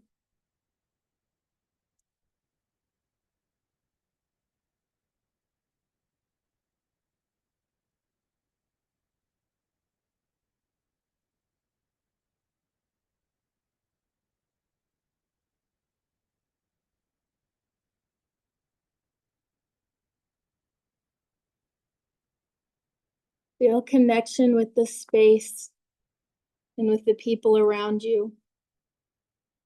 Feel connection with the ground beneath you and the earth holding you up.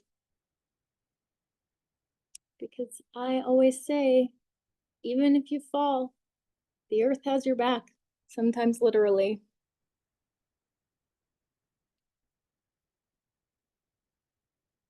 When you're ready, take a deep breath in. And as you exhale completely, flutter your eyes open, bringing awareness back to the room. Maybe say a quick hello to the people around you. Kind of bring yourself back to life here. How was that? Everybody feeling a little more grounded? I am so glad to hear it.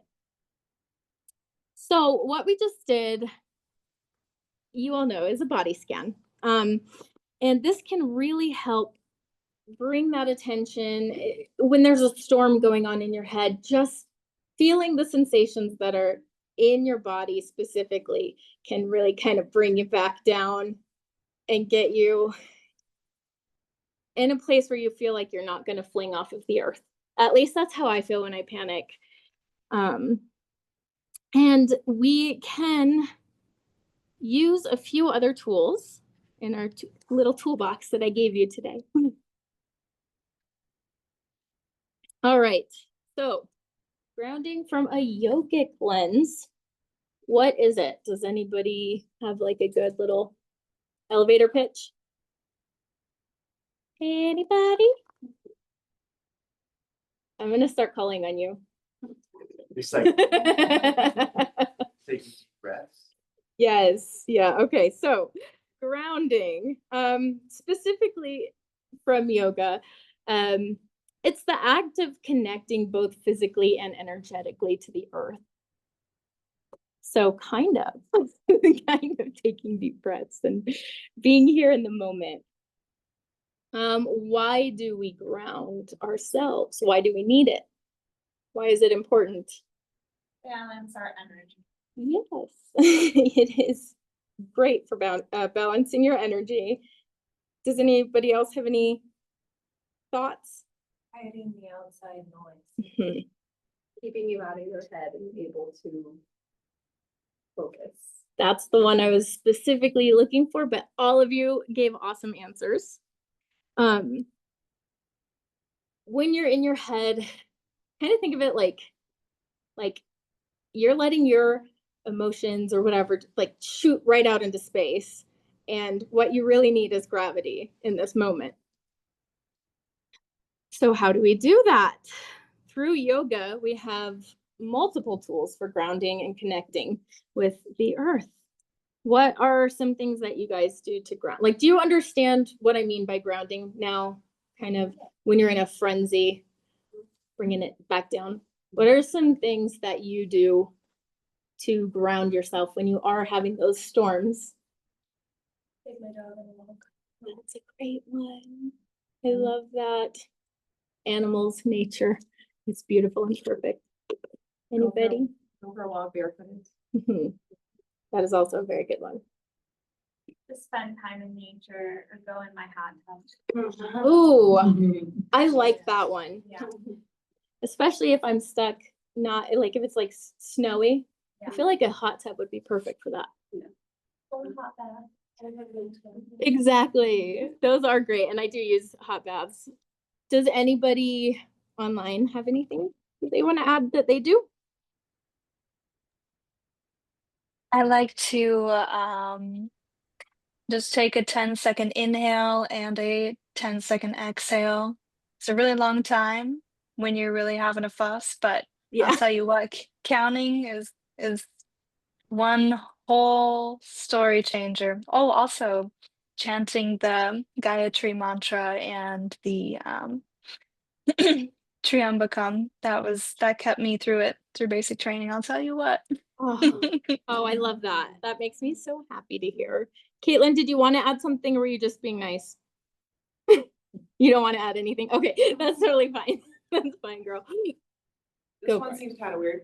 I will sing one of two things to myself, either the Marine Corps hymn, because I know that one by heart, or I don't know the actual name of it. Loka Samasta Suki no Bhavan. So that's the other one. I actually have a tune that goes with it. So the thing I really like about for our military friends here is a lot of times you have that when you're marching, right? Is that cadence? Correct? Yeah. Well, we just say cadence. We don't sing the Marine Corps hymn. Oh, you But don't? yeah. Okay. Well then never mind. But I just like the visualization of, standing feet solidly on the ground. Anna, there is something that we do. It's called a jodi. A jodi is like a cadence, but it's like basically a song. One of them was like, "Hey Jody, hey Jody, da na na na na na." It was something like. Awesome. I love it. I love it so much. Okay. Marine Corps is a little more about murder. Yeah. My father-in-law is in the Marine Corps, or was, I mean, he's not anymore, but okay. That I guess will keep you grounded, right? Okay, well then let's everybody get up, stand up. We're gonna move our bodies. And I'm gonna pretend to do this with you because I have people here and a laptop that I have to keep track of. But we're gonna do a walking meditation. And it sounds a lot harder than it is. So just start like walking in a circle. Hi, friends. Yeah, follow the leader. Do you need me to like sing a song? I can do like musical chairs or something. Yeah, just move your walk. Get used to the feeling. Oh, I just chose a direction and I stuck with it. So now let's all kind of get our ducks in a row a little bit and not run into each other, but mindfully focus on each step. And like notice your specific walking pattern. Are you doing heel toe? Are you striking heel toe? Do you feel like tiptoeing? Are you, toe heel. And then while doing this, engage all 5 of your senses. So in CBT, a lot of times they'll say like, find 5 things that you can see, 4 things you can hear, 3 things you can feel, 2 things you can smell, and 1 thing you can taste. But that is not always accessible. So just try for like 1 of each thing. So what's something you can see? Somebody, anybody? A rosy light. Cool. 2 things. All right. What can you hear? I just heard the motorcycle. Sound of the ankles, bones cracking. Yeah. Yeah, it's cracking. That's the sound of your feet, or if you know, crunching leaves is always a good.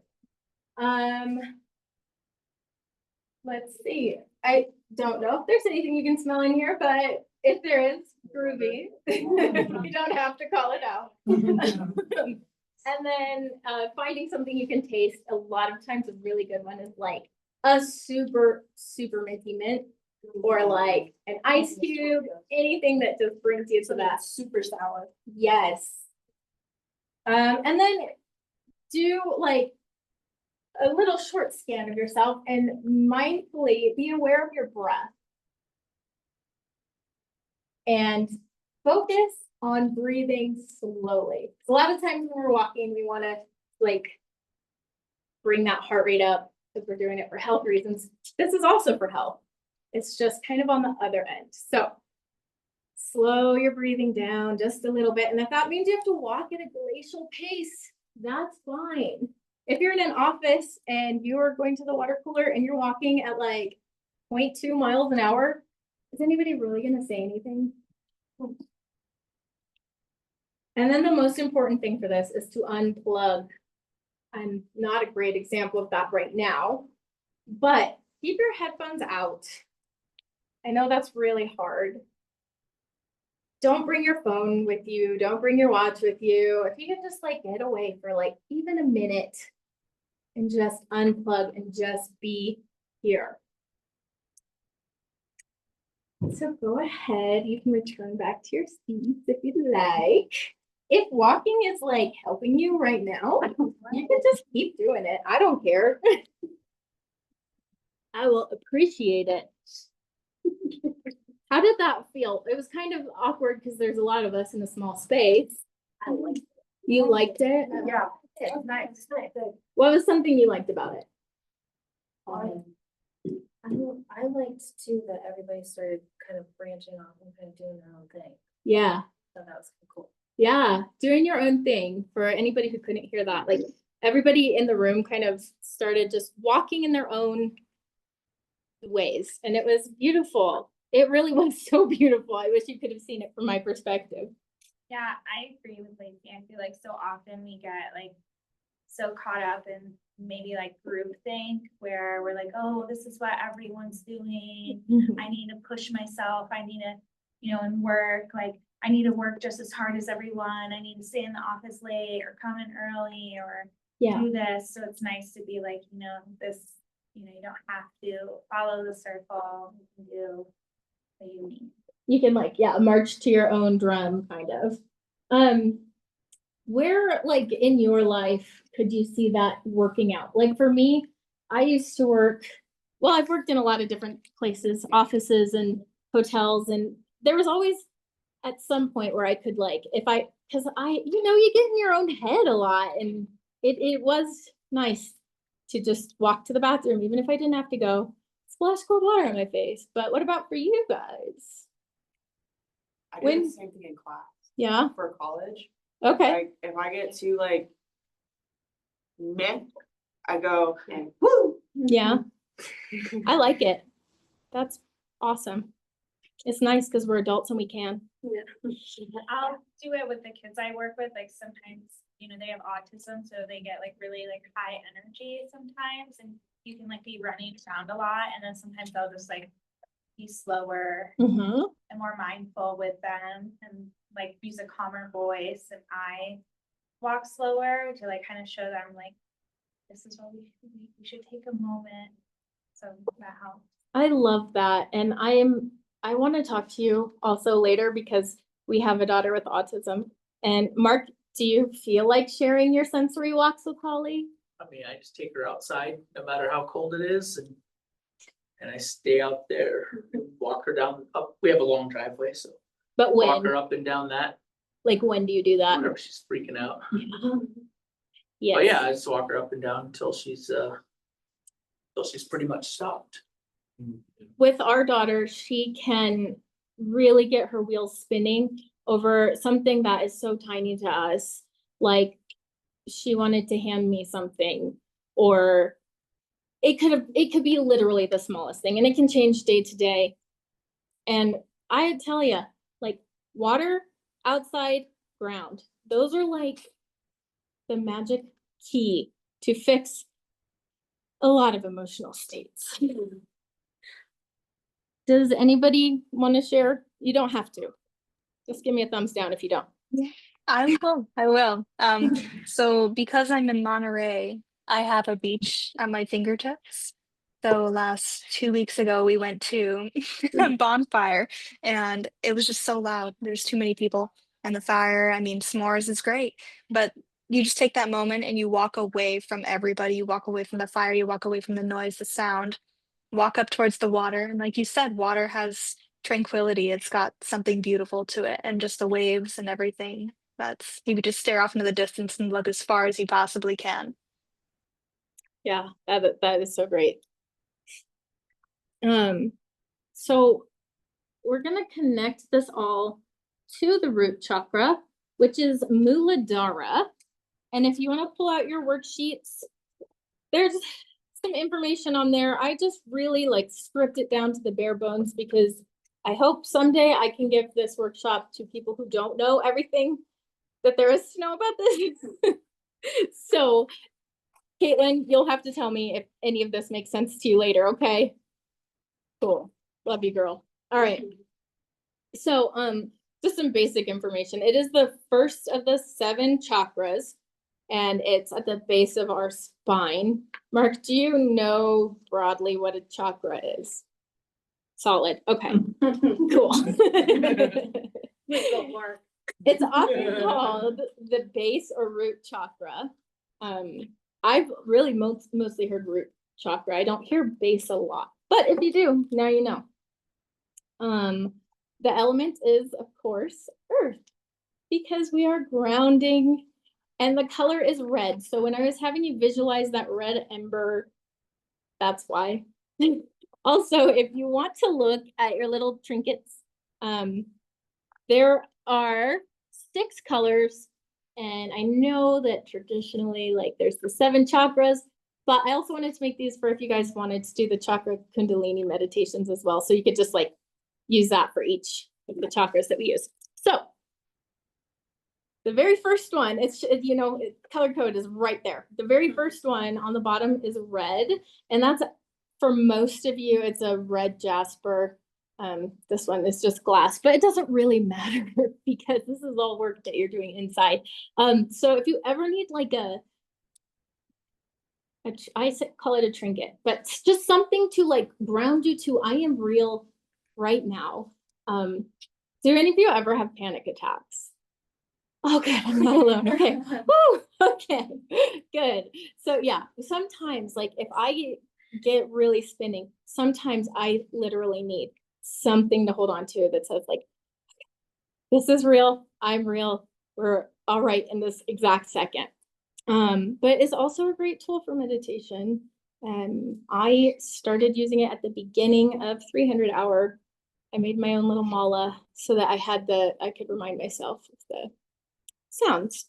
Speaking of the bija sounds, the one for the root chakra is, anybody? Thank you.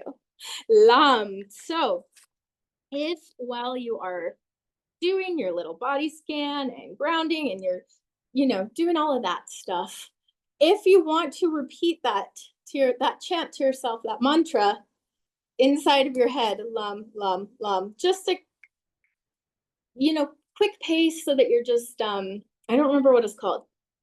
And you taught us, but where it's like mumbling. What is that one? Japa. Oh, japa? Japa. Japa. Thank you. Japa. so that like you just kind of have a constant stream and you don't give yourself time to stress out, I guess. I don't know. But yes, so lum or lum is the bija sound for that. And I'm sorry, I got distracted by my watch. Oh yeah, keywords. We've already talked about a lot of these. Grounding, support, safety and security is one that I really wanted to hammer into you guys and myself, really, because a lot of times I just don't feel safe. And we can speak affirmations, and I didn't used to believe this. I had a therapist that said, even if you feel like you're lying to yourself, just say it. Just lie to yourself. It's okay. So one of the affirmations that I often use is, I am safe. Like, it's so simple. I am safe. I am safe. And this has helped with raising my children as well. Like when you're washing their hair and they think that you are waterboarding them and no, you're safe. I will not let anything happen to you. Well, you can tell that to yourself. I'm safe. I won't let anything happen to you. Even if you don't believe it, you're still getting that in there and it is doing you some good. Are there any other keywords or affirmations that you can think of or that you have used? I am really hard, like when I'm realizing I'm getting to that panic attack level, I'll go, I'm okay, I'm okay, I'm okay, I'm okay, just over and over and over again until I'm not panicking anymore. I love it. And at first it's like really rapid and then it slows down and becomes more like intentional. That, and I know how to breathe. I know how to breathe is a good one. I know how to breathe. Like I have PTSD from a car accident, and anytime a car gets a little too, like, I got somebody like rev their engine and flip me off and cut me off really close the other day. And I pulled into a gas station and just sat in my chair and I was like, I know how to breathe. And then I'd take a breath and be like, I know how to breathe. Yeah. And that was it. Yeah. And also the gas station attendant did come out and I was like, are you good? Because I just sat there for like 20 minutes there, like, girl. Sometimes though, you do need that reminder. I know how to breathe. I had to do that every time I was going in for a C-section, or sometimes, yeah, we just need that little thing. Does anybody else have one that works for them? I do. I'll say, well, like the first panic attack I ever had was in the Hong Kong airport. And I was by myself. And so anyways, this doesn't matter. I don't know why I'm sharing that. It was, I am safe, I'm calm, I'm right here. And I just said that over and over and over, all the way until my flight and I landed somewhere else. That is great. I think my first panic attack was in an airport too, which is crazy. I mean, I guess it makes sense. Yeah, it's a good place to have them. I don't recommend doing this one, but I don't mind sharing it with you guys because you know me by now. But I will often tell myself, if I die, so what? Like, and that is sometimes if I'm at that point, I'm like, just bring it on. Like, and that actually kind of snaps me out of it a lot of the times too. Please don't share that with other people. I don't recommend that for others, but just for, just between friends. So signs of a balanced root chakra is acceptance, calm, resiliency, security, vitality, and then unbalanced. We've talked about panic. Are there any other things you can think of? Like when you're feeling ungrounded, it's not always panic. Dissociation, what I think of. Anything else? Derealization. Yeah, dissociation, derealization, fear and panic often go hand in hand. Insecurity, resentment can also be a big one. So if you're feeling that, just maybe you need to look at your root chakra a little bit, and it can vary from day to day. So we've got affirmations. We've got body scan. We've got walking meditation, chanting Lum. And it is 7:27, guys. We're halfway there. A little over, actually. We also have asana. Because why? Because we're yogis. And it would not be a yoga workshop without it, right? Maybe. I wanted to point out that I have a little playlist on my yoga teacher YouTube channel of grounding, just like little classes, like with yoga with Adrienne or whatever. I tried to do like a 5-minute, 10-minute, 20-minute one. There's also like how to draw a mandala and a guided walking meditation, I believe, that are on there. So if you would please scan it and just let me know if it doesn't work for you, because I, again, want to give this workshop. So that feedback would be very helpful. We've talked about mindful touch with the trinkets. And then I needed to bring this back. Insight Timer, if you haven't downloaded it, it is awesome. It's a free website and mobile app that offers quality meditation recordings, and I use it all the time. I highly recommend it because it is a little bit better quality than just searching on YouTube for that stuff. But the asana playlist, I got distracted. Sorry, guys. The asana playlist is what we were talking about. So I want to do a brief asana practice. Nothing crazy, so you don't need your mat. And in fact, like I said, I'd like you to be touching the ground if possible. So go ahead and spread out. The craziest we're getting is downward facing dog here. So it's not going to be like you need a lot of room. If you're wearing socks, please take them off. I don't want anybody breaking themselves.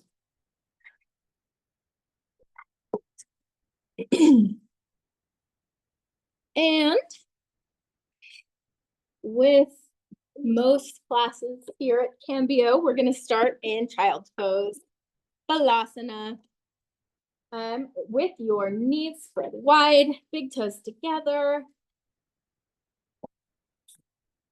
hips coming back, seating back toward your heels, but not necessarily touching. Arms outstretched in front of you. And you can take any variation of this that is comfortable or accessible to you. Fire up that Ujjayi breath with that soft constriction in the back of your throat, like you're fogging up a mirror.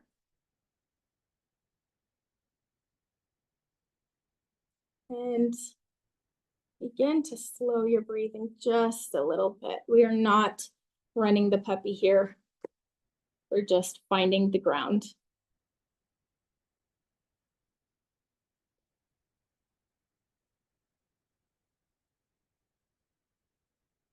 Come up to a tabletop and make any organic fluid movements that you'd like here. I'm not here to tell you to do cat-cow. Like anything that makes you feel good right now, anything that's calling to your body. If that's wagging your tail or pedaling it out, drumming it out with your little feeties. And just move with your breath.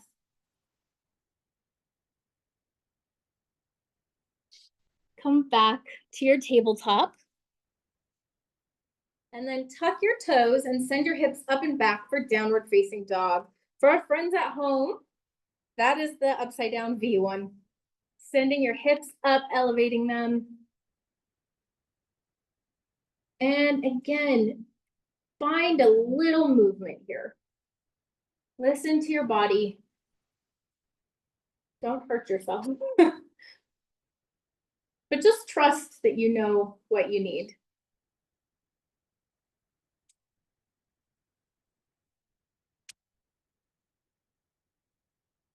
Inhale and gaze forward and tiptoe up so that your feet meet your hands for a forward fold.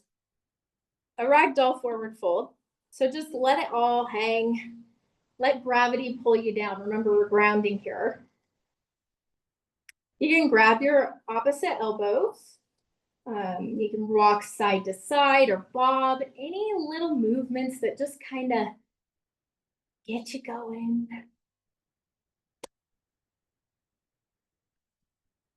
Now, slowly roll up your spine, one vertebra at a time, with your head being the last thing to lift.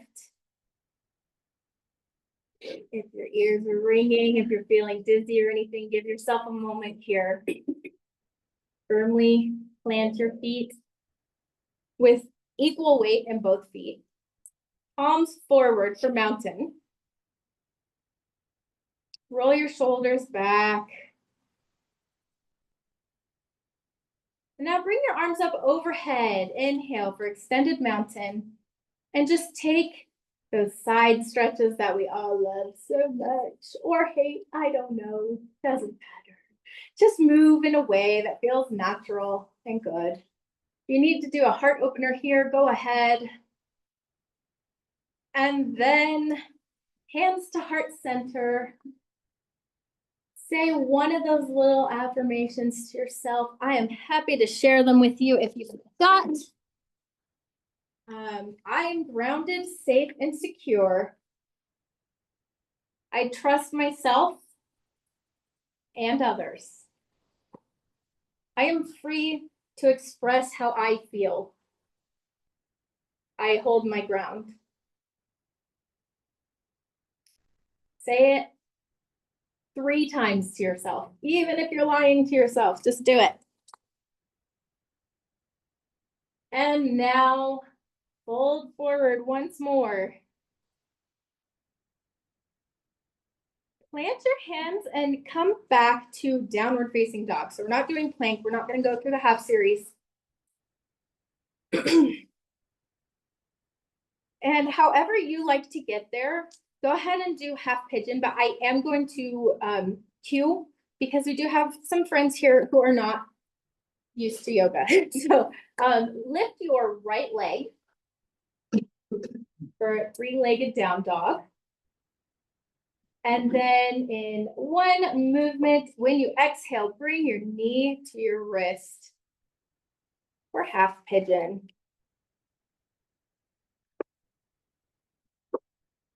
Are you noticing a theme with these poses? They're all kind of down on the ground, aren't they?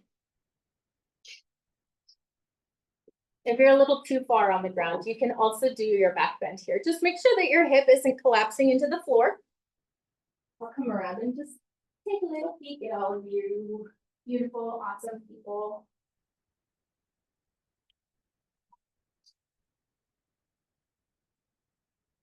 Inhale and come back with your hands, your wrists under your shoulders.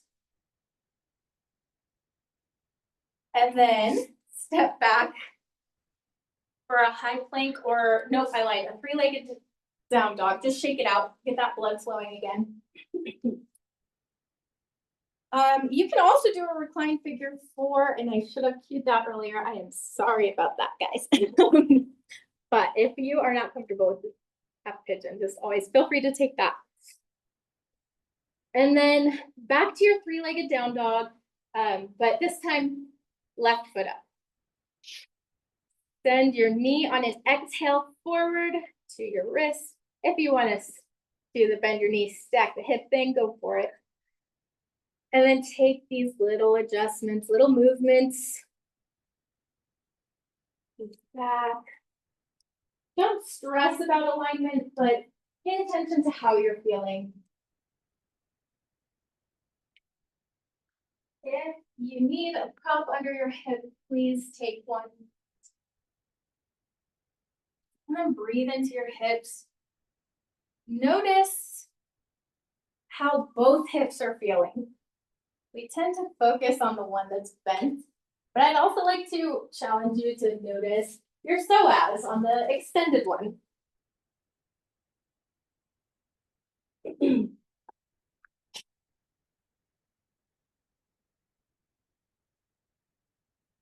If you're a sleepy pigeon, it is time to wake up.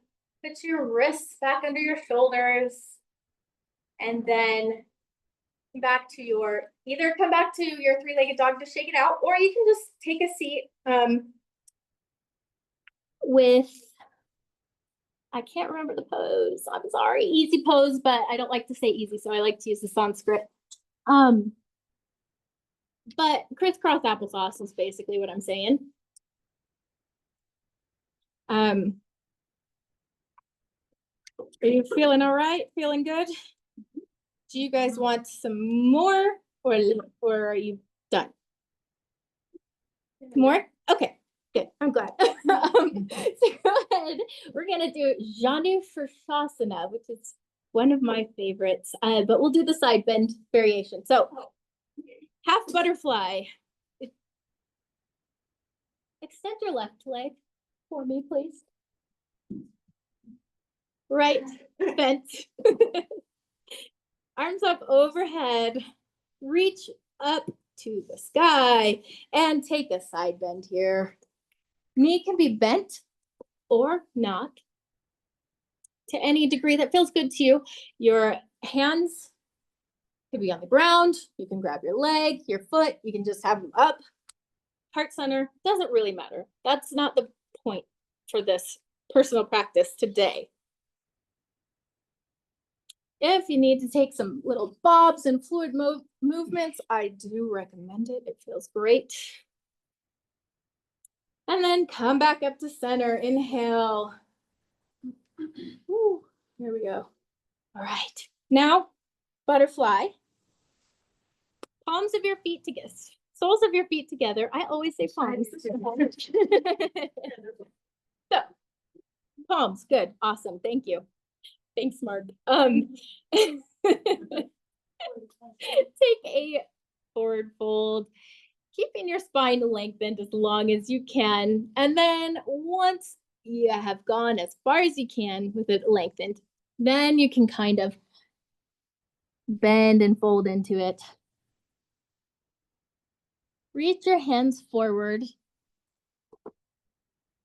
And then walk your hands to the left. Push your right hip down on the ground. So keeping your hip on the ground, only extending as far as you can without lifting that hip. Take one deep breath into it. And then come to center. You can stretch out if you want to just recenter yourself. And then we're going to go to the right side this time.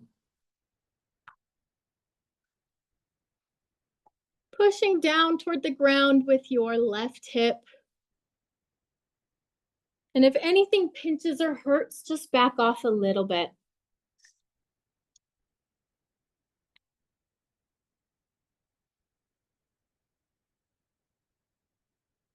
Come back to center, reaching your arms out in front of you for one last big stretch. And then come back up to your seat and you're where you started. And that's it. That's the asana for today. Did we not? Oh, sorry. I lied. We are actually going to do Janu Shasana on the other side. Head to knee pose. Thank you, Ari. This is why I teach teachers first. So extend your left leg, right leg.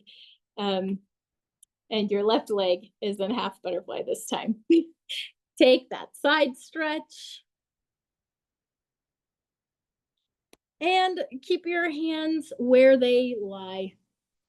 Don't crane yourself. This is just to feel that we are here on the ground. That gravity is doing its job, that we're not going to fly off into space. And now that we're all evened out, come back to center. Cross those legs if you want. And then find your comfortable seat.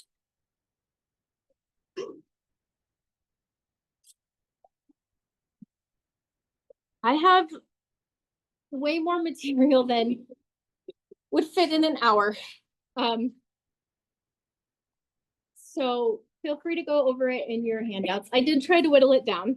And we do still have some time, but I did want some open discussion between you folks. You're talking to your neighbors and such.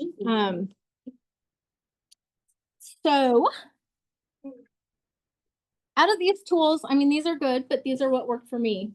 Are there any other things that you would add, like add to your tool list here? My goal is that you have this to look at later.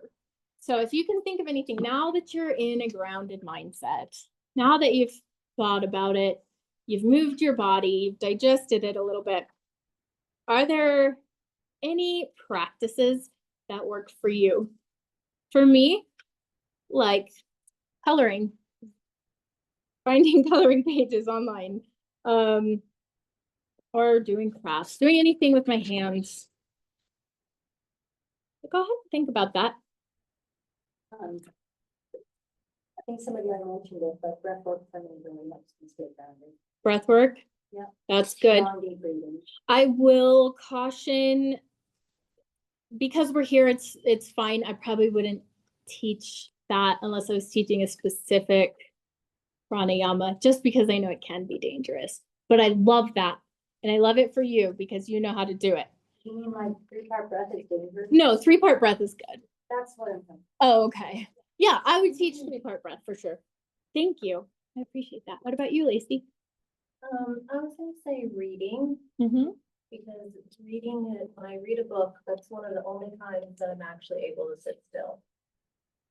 And so even if I'm just like sitting on my back patio in the sun, reading, like the warmth of the sun and just the being able to sit still and focus on my story that I'm reading about is really grounding. And it also helps bring me out of the world that we're in every day, and takes me into a new world. And then when I'm able to close my book and face our current world, I usually read kind of more uplifting books so that I feel ready to go. That's beautiful. I love that. And it takes you out of yourself, because we have talked a lot about going inward, which can be super helpful. But like you saw last week, it's not always helpful.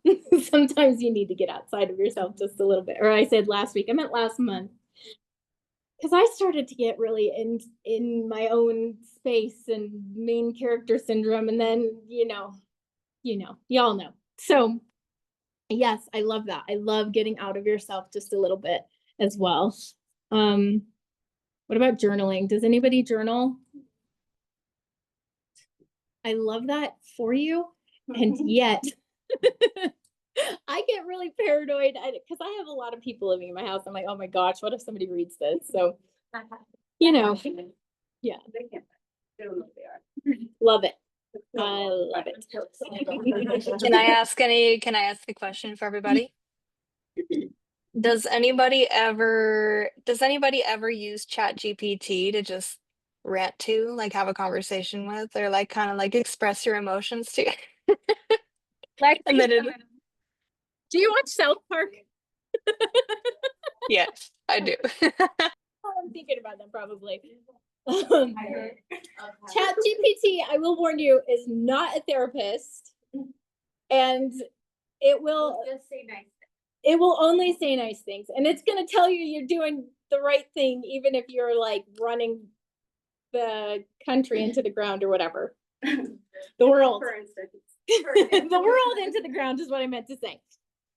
Anyway, moving on from that.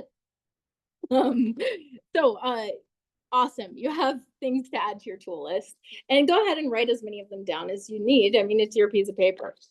Go for it. I included the activities that we went over here. Again, that little QR code, it should be the same one, but if you guys don't mind just testing it out for me, I'd really appreciate that. I did, and it worked awesome. Thank you. On the back of that page, we have a list of just like individual poses that we can do that are kind of grounding. And I don't think there's like too much to go over there, because most of you, if not all of you, know how to do all of these. But I was also thinking of including my playlist of how to do the poses safely as well.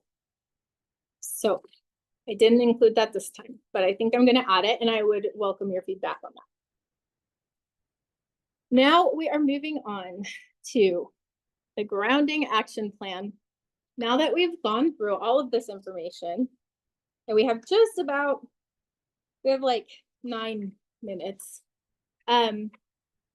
Go ahead and like talk to your neighbors and kind of get feedback about your specific toolkit. And like, it's sometimes good to like bounce that off of other people. A lot of times they have better ideas than I do anyway. I don't know about you. So go ahead for like 5-ish minutes and then I will call you all back, but just talk to the people next to you if you'd like.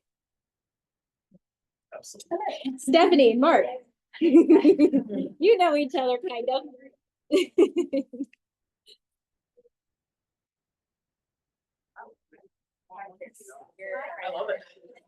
And if the people online want to talk to each other, go ahead. If you don't, that's fine. I would not if it were me, but you know. But Lexi, this is Caitlin, and Amber, I don't know if you're here, but this is my bestie. This is Caitlin. Hi. And so Nice to meet you. And then I did include it in the classroom, the handout. So you'll have all of that information. Perfect, beautiful. And then I can also include the slide. And yeah, Amber, I will have your I just passed out bracelets and keychains. I'll give you yours when you're here. Sunday, cool. Yeah, and then Lexi, I'll send one to you. Katie, like I said, I sent you a necklace and it doesn't have the chocolate colors. It's just blue because I know you like them. Thank you. I'll add them later. Well, if you guys want to talk about it to yourselves, go ahead. Otherwise, how are you feeling about everything we went over? No, I just wish I printed the handout, but I've been making notes with my color pencils. Cool. I do it Yeah. color-coded. I brought markers for everybody here and I threatened them if I was their mother to put them back. I absolutely loved that. I'm probably gonna take it to my classroom. Wait, 1 second. Hold on. I'm being snack demanded. 1 second. We're almost done. So if you need to sign off, totally go for it. Absolutely Caitlin, not. I love seeing your baby boy like doing yoga. Oh. That was amazing. I was like, yes, join us. Does Wes do a lot of yoga with you? They like to do it with me when I do it. Like Ellie's been asking to do yoga for like right before bed. Oh, I love that. Yeah, but I just haven't had it in me. So today when they're seeing me do stuff, they're like, oh yeah, they started throwing pillows on the ground and everything. I was like, what? Like just make yeah. Yeah. The whole grounding situation definitely was prevalent. Yes. One of you loves yoga. He's my biggest yogi right now. Aww. So you'll have to come out and see him soon. I want to. I miss my best friend. Both of them. You. He might miss you. I don't know, but I miss you. I miss you too. All right, I'm gonna have to start rounding up the people. So Okay. thank you. Thank you so much for coming tonight, everybody. Lexi, it is amazing to see your beautiful face. It's a pleasure. I absolutely adore your face and you've grown so much and you're just so beautiful and everything about it is just fantastic. I know that this is it's just such an honor. Seriously, thank you for posting. Oh, I just love you guys so much. All right. Let's start wrapping up, like 30 more seconds.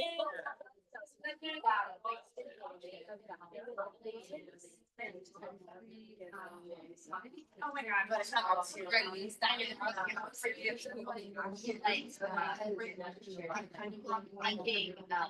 Yeah. All right. If you can hear me, clap your hands one time. Clap your hands 2 times. Clap your hands 3 times. Great job, kids. Thanks, Mom. I want to open the floor up for any questions. Does anybody have any questions? What's your favorite acronym? The one I told you not to tell other people. If I die, so what? Yes. Also heard that you tell yourself like that, okay, yeah, I'm gonna have a panic attack. You like prepare your brain Yeah. for it and your brain's just like, oh, well, now I don't want to do it. Exactly. It's like a toddler. Like, Yeah. no. Like, no, now I'm not gonna panic. Exactly. I got you. I love that. Yes, I have used that, but I gotta say, like, sometimes it doesn't help, but you know, whatever. Whatever, neither here nor there. Okay, well, cool. That's my time, folks. Thank you so much. I am so glad I got to teach all of you. I'm so like, I always say this at the end of every class, but I truly, truly mean it. And I think you guys know that. But I'm going to say it to you too, because this is the last time I'm going to get to see all of your beautiful faces together. So, well, hopefully not, but maybe. So, the gift of your time is priceless. And I am so thankful and so grateful that each one of you shared 1 hour with me. That's 1 hour of your day. But for me, that's like 20 hours, guys. It's been pretty great. Thank you so much. Lots of love. Thank you. Oh, way to get started. Yeah. Yeah. Do you guys need these papers? Okay, do you want to just like copy them? Sure. I'm gonna get my Yeah. stuff out of here. As Amber and I give feedback, feel free to take notes and write your own thing down and listen in. Yeah, Amber, do you want to go first? Either way, I'm ready to. if you like. Go for it. Okay, should we get to where people at home in the recording? Sorry. Should I move this? Yeah, I suppose so. Okay. Seriously. I don't want to do that while you guys are giving me feedback. You don't want to say that? I swear I was never gonna teach Austin. So I forgot one for myself. Yeah, this is girl. Okay, then I'll come up with. So it's just easier than this. Well, Anna, I mean, it is such a big deal to do the first one and to do it with 2 teachers in the room and the whole group. And so just again, I want to acknowledge you and it's so fun to see what y'all do with this. And this was so clearly something you brought your own experience into and your own passion into and something you want to share. And so when we do that, there's just naturally kind of that comes across. The enthusiasm and the care for wanting to share this is something that really is apparent and comes through very clearly. All of your little things are so nice, like the trinkets, the handouts, it's just thorough with the QR code, tool list, resources kind of stuff. I feel like you thought through the details in a really nice way. Quick notes, because I don't want to take all of Austin's time either. Most of you are only going to get feedback from one of us, so yeah, I'm talking faster. Just the structure of it, good warm welcome, good overview. The body scan was very effective. So the experiential things basically were body scan, the walk, and the asana. The walk, I think, could use a little more setup. It just felt like and go, and we were all kind of, and then there wasn't enough time because, so remember this, when you have a lot of people in a small space, it's up to you to make it comfortable for them. So think about, how do I want them to move? What do I want the instructions to be? And I think to get people to a deep place with something like that quickly, it wouldn't hurt to use some kind of real rhythmic music or something, not to necessarily move to it, but just to add to the ambiance and the feeling, because it's hard to get people there quickly. Yeah. Because you only had a couple of minutes. So that was just a thought, just something to take care of the logistics for them, and then take the same energy and time to walk them into it, so they feel their feet. They really get what the intention of it is. I wrote briefly, the seat of the teacher just felt very natural for you. I saw you having fun and just sharing of yourself in a way that doesn't feel, it just felt very natural. The last little bit I want to give you. So there was the question in the beginning where you asked us to kind of define what grounding, you're trying to define what you mean by grounding. And you gave us, I'm not sure what the first question was, something about what is grounding in yoga, and then what are things you do in your life for grounding. And then we went through the asana, which felt really good, by the way. The activities question later was very similar to what you had already asked, and I couldn't differentiate what the difference was, because it was kind of like early on, like, what are things you do? And this felt the same to me. And then the partner discussion, like, it wasn't clear what exactly we were talking about, and it felt like maybe it was also more on the activities. So my thought for you is to get really clear about those different parts and how you want to do them. And I think the partner thing went really well, and it warms people up in a way. So that could have gone in the second place. Okay. Possibly, just to get people kind of warmed up and talking about their ideas. And then maybe say, can each of you share a thing you talked about as an activity you might do? Because sometimes people don't think about activities till they start to kind of like one-on-one work it that way. And then I would also just add the takeaway for the thing for them to take away, like, we have this action plan. I would have loved to have, like, what do we do with this? I wasn't clear on Oh, yeah. how we do this. And I feel like this is kind of the key piece. This is kind of the thing, that it brings the synthesis and the analysis together, right? As people coming up with their own plan. And I wasn't really clear, were we supposed to be doing this throughout, or was it at the end? Or what was the vision with that? Honestly, I don't know. In my mind, it was all more cohesive and going together and like working through it together, even with me, but then I was, Yeah, and this is why we're still learning here. This is not meant to be like, oh, and like, it was exactly, why are we even in class if that's the case, right? Because I think you have a fantastic workshop, and I want to see you give this to the public. So I want you to really think about this action plan and how it could be something where at the end, it's like the cherry on top for them, or the crown jewel, right? Where they're like, they take all of these pieces and think about how you're going to remind them of those pieces. Maybe you have a whiteboard, something behind you, and then now take all of these pieces we've talked about and make it into a thing that you are going to do, that's for you, that's your action plan. Okay. And I think that is going to give them that real sense of ownership and synthesis. But really, just a really fun one. It was personal to you, but also general to people. I think anyone could connect with this. And I think you are just so extremely relatable, and that came through. So way to go. Yeah, it was awesome. Good job. Yeah, I think that that's some really good ideas. Oh, thanks. Yes. Yeah. So Anna, what was I going to ask you? Did it go according to the plan you had?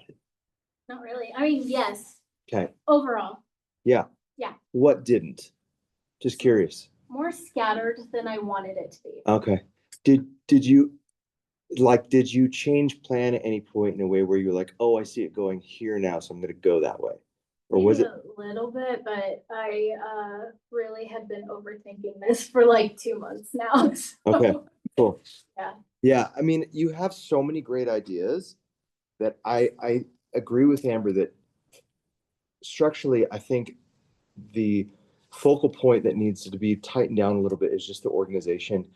And what I mean by that is taking a couple of those simpler ideas and just drilling down on them in ways where you get more expansive with them. So to me, it almost felt like there were too many ingredients around it, and they were all great ideas, but I feel like because you were trying to like watch your time and get through your list and you have all these great things, it's like you didn't give yourself the chance to get as deep maybe as like I think you were ready to go with some of these things.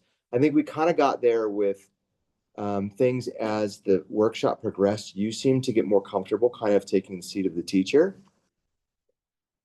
Even the way that you were pacing how you would facilitate the Q&A stuff, like you kind of settled down, it's funny, grounding, and you're like settling down as the workshop goes.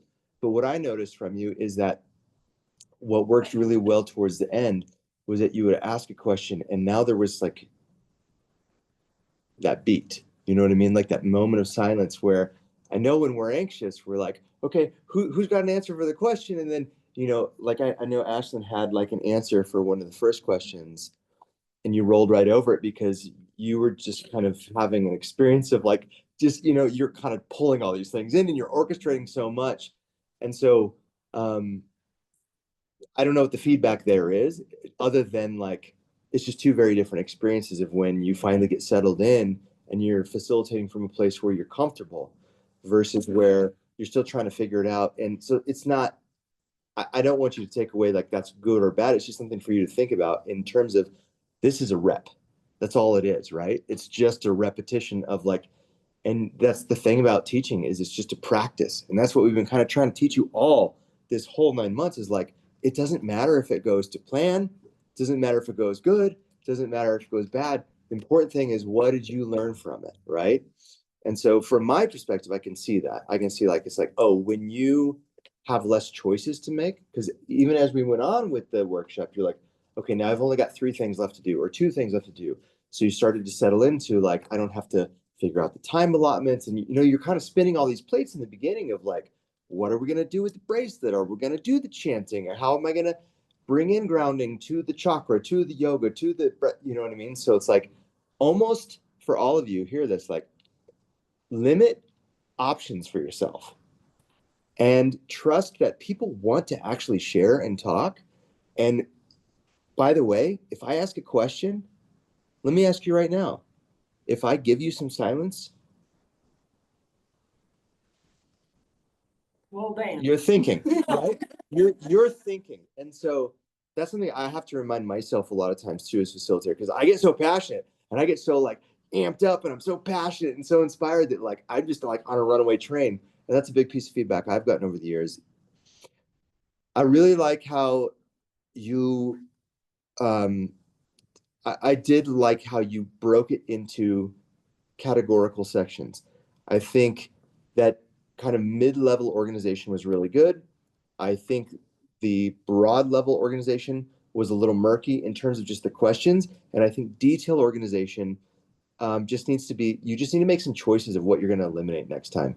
Because for me, it was just too much for 1 hour. If you were expanding this, you have a lot of content. It's a 3-hour workshop. For sure. You could do 2-3 hours really easy where you spend time, but like there was some really great balance of, like Amber said, talk, discussion, experience, talk, discussion, experience. Like that to me was like the most successful thing in the workshop. And I hope you all caught that rhythm of how great that is to break it up so nothing gets too redundant for more than 10 minutes at a time where you're really doing kind of one modality of learning. I think you really shine too as a facilitator and teacher when you give yourself permission to share in depth your personal experience. So there's a huge difference between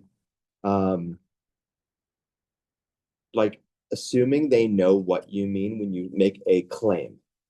And I don't have a specific example, unfortunately, versus later on, you would make a claim and say things like, who has had panic attacks? Or, I feel this way when this happens. And so I do that. You know what I mean? When you take a little bit of time to really unpack like where you're coming from and who you are, I feel like that's really valuable for us as students.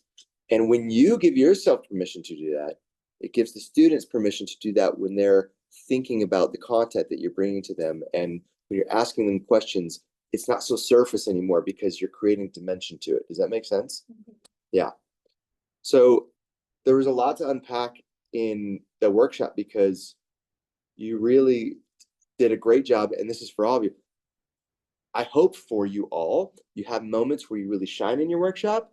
And I hope for all of you, you have moments in your workshop where you really stall out, because that's where the learning is going to be for you. If you know, it's like that first time, it's like during teach out in 200 hour. When you teach out in 200 hour and it just goes, everything's perfect, it's kind of a bummer. Because like Amber and I are there to give you feedback on like what we see. And if you just nail it and you get lucky, it's like, oh, sorry, we don't have much for you. But that's what you really actually want in that moment. So this was juicy in terms of like it being a learning module, but also like seeing moments where it was like Amber was talking about, where like you really rose to the occasion, you really shined, and your brilliance was really coming through. But also there was a lot of opportunity for you to like build on this and work on this and ask yourself those questions of what improvement feedback would I give myself? What would I cut moving forward? What did I do really well? And did my big takeaway that I wanted students to get, was I able to really land that? Was I really able to deliver on that? You know? Yeah. So good job. Yeah.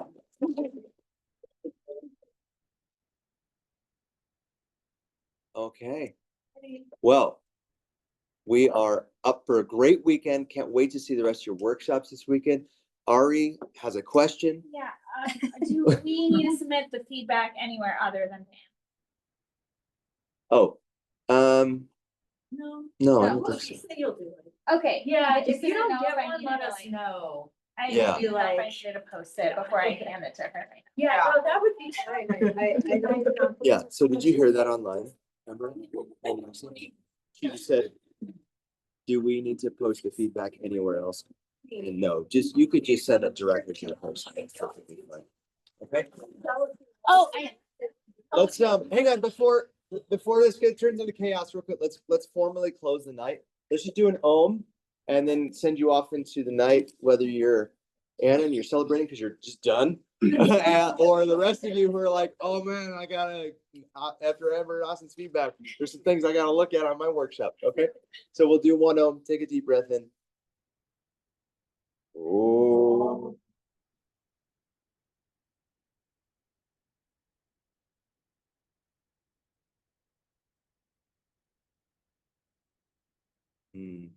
Thank you all. Really looking forward to seeing you tomorrow.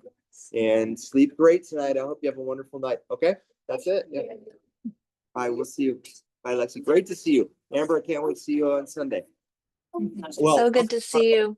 Yeah. I'll see you tomorrow. Okay, good. See you both tomorrow. Fantastic.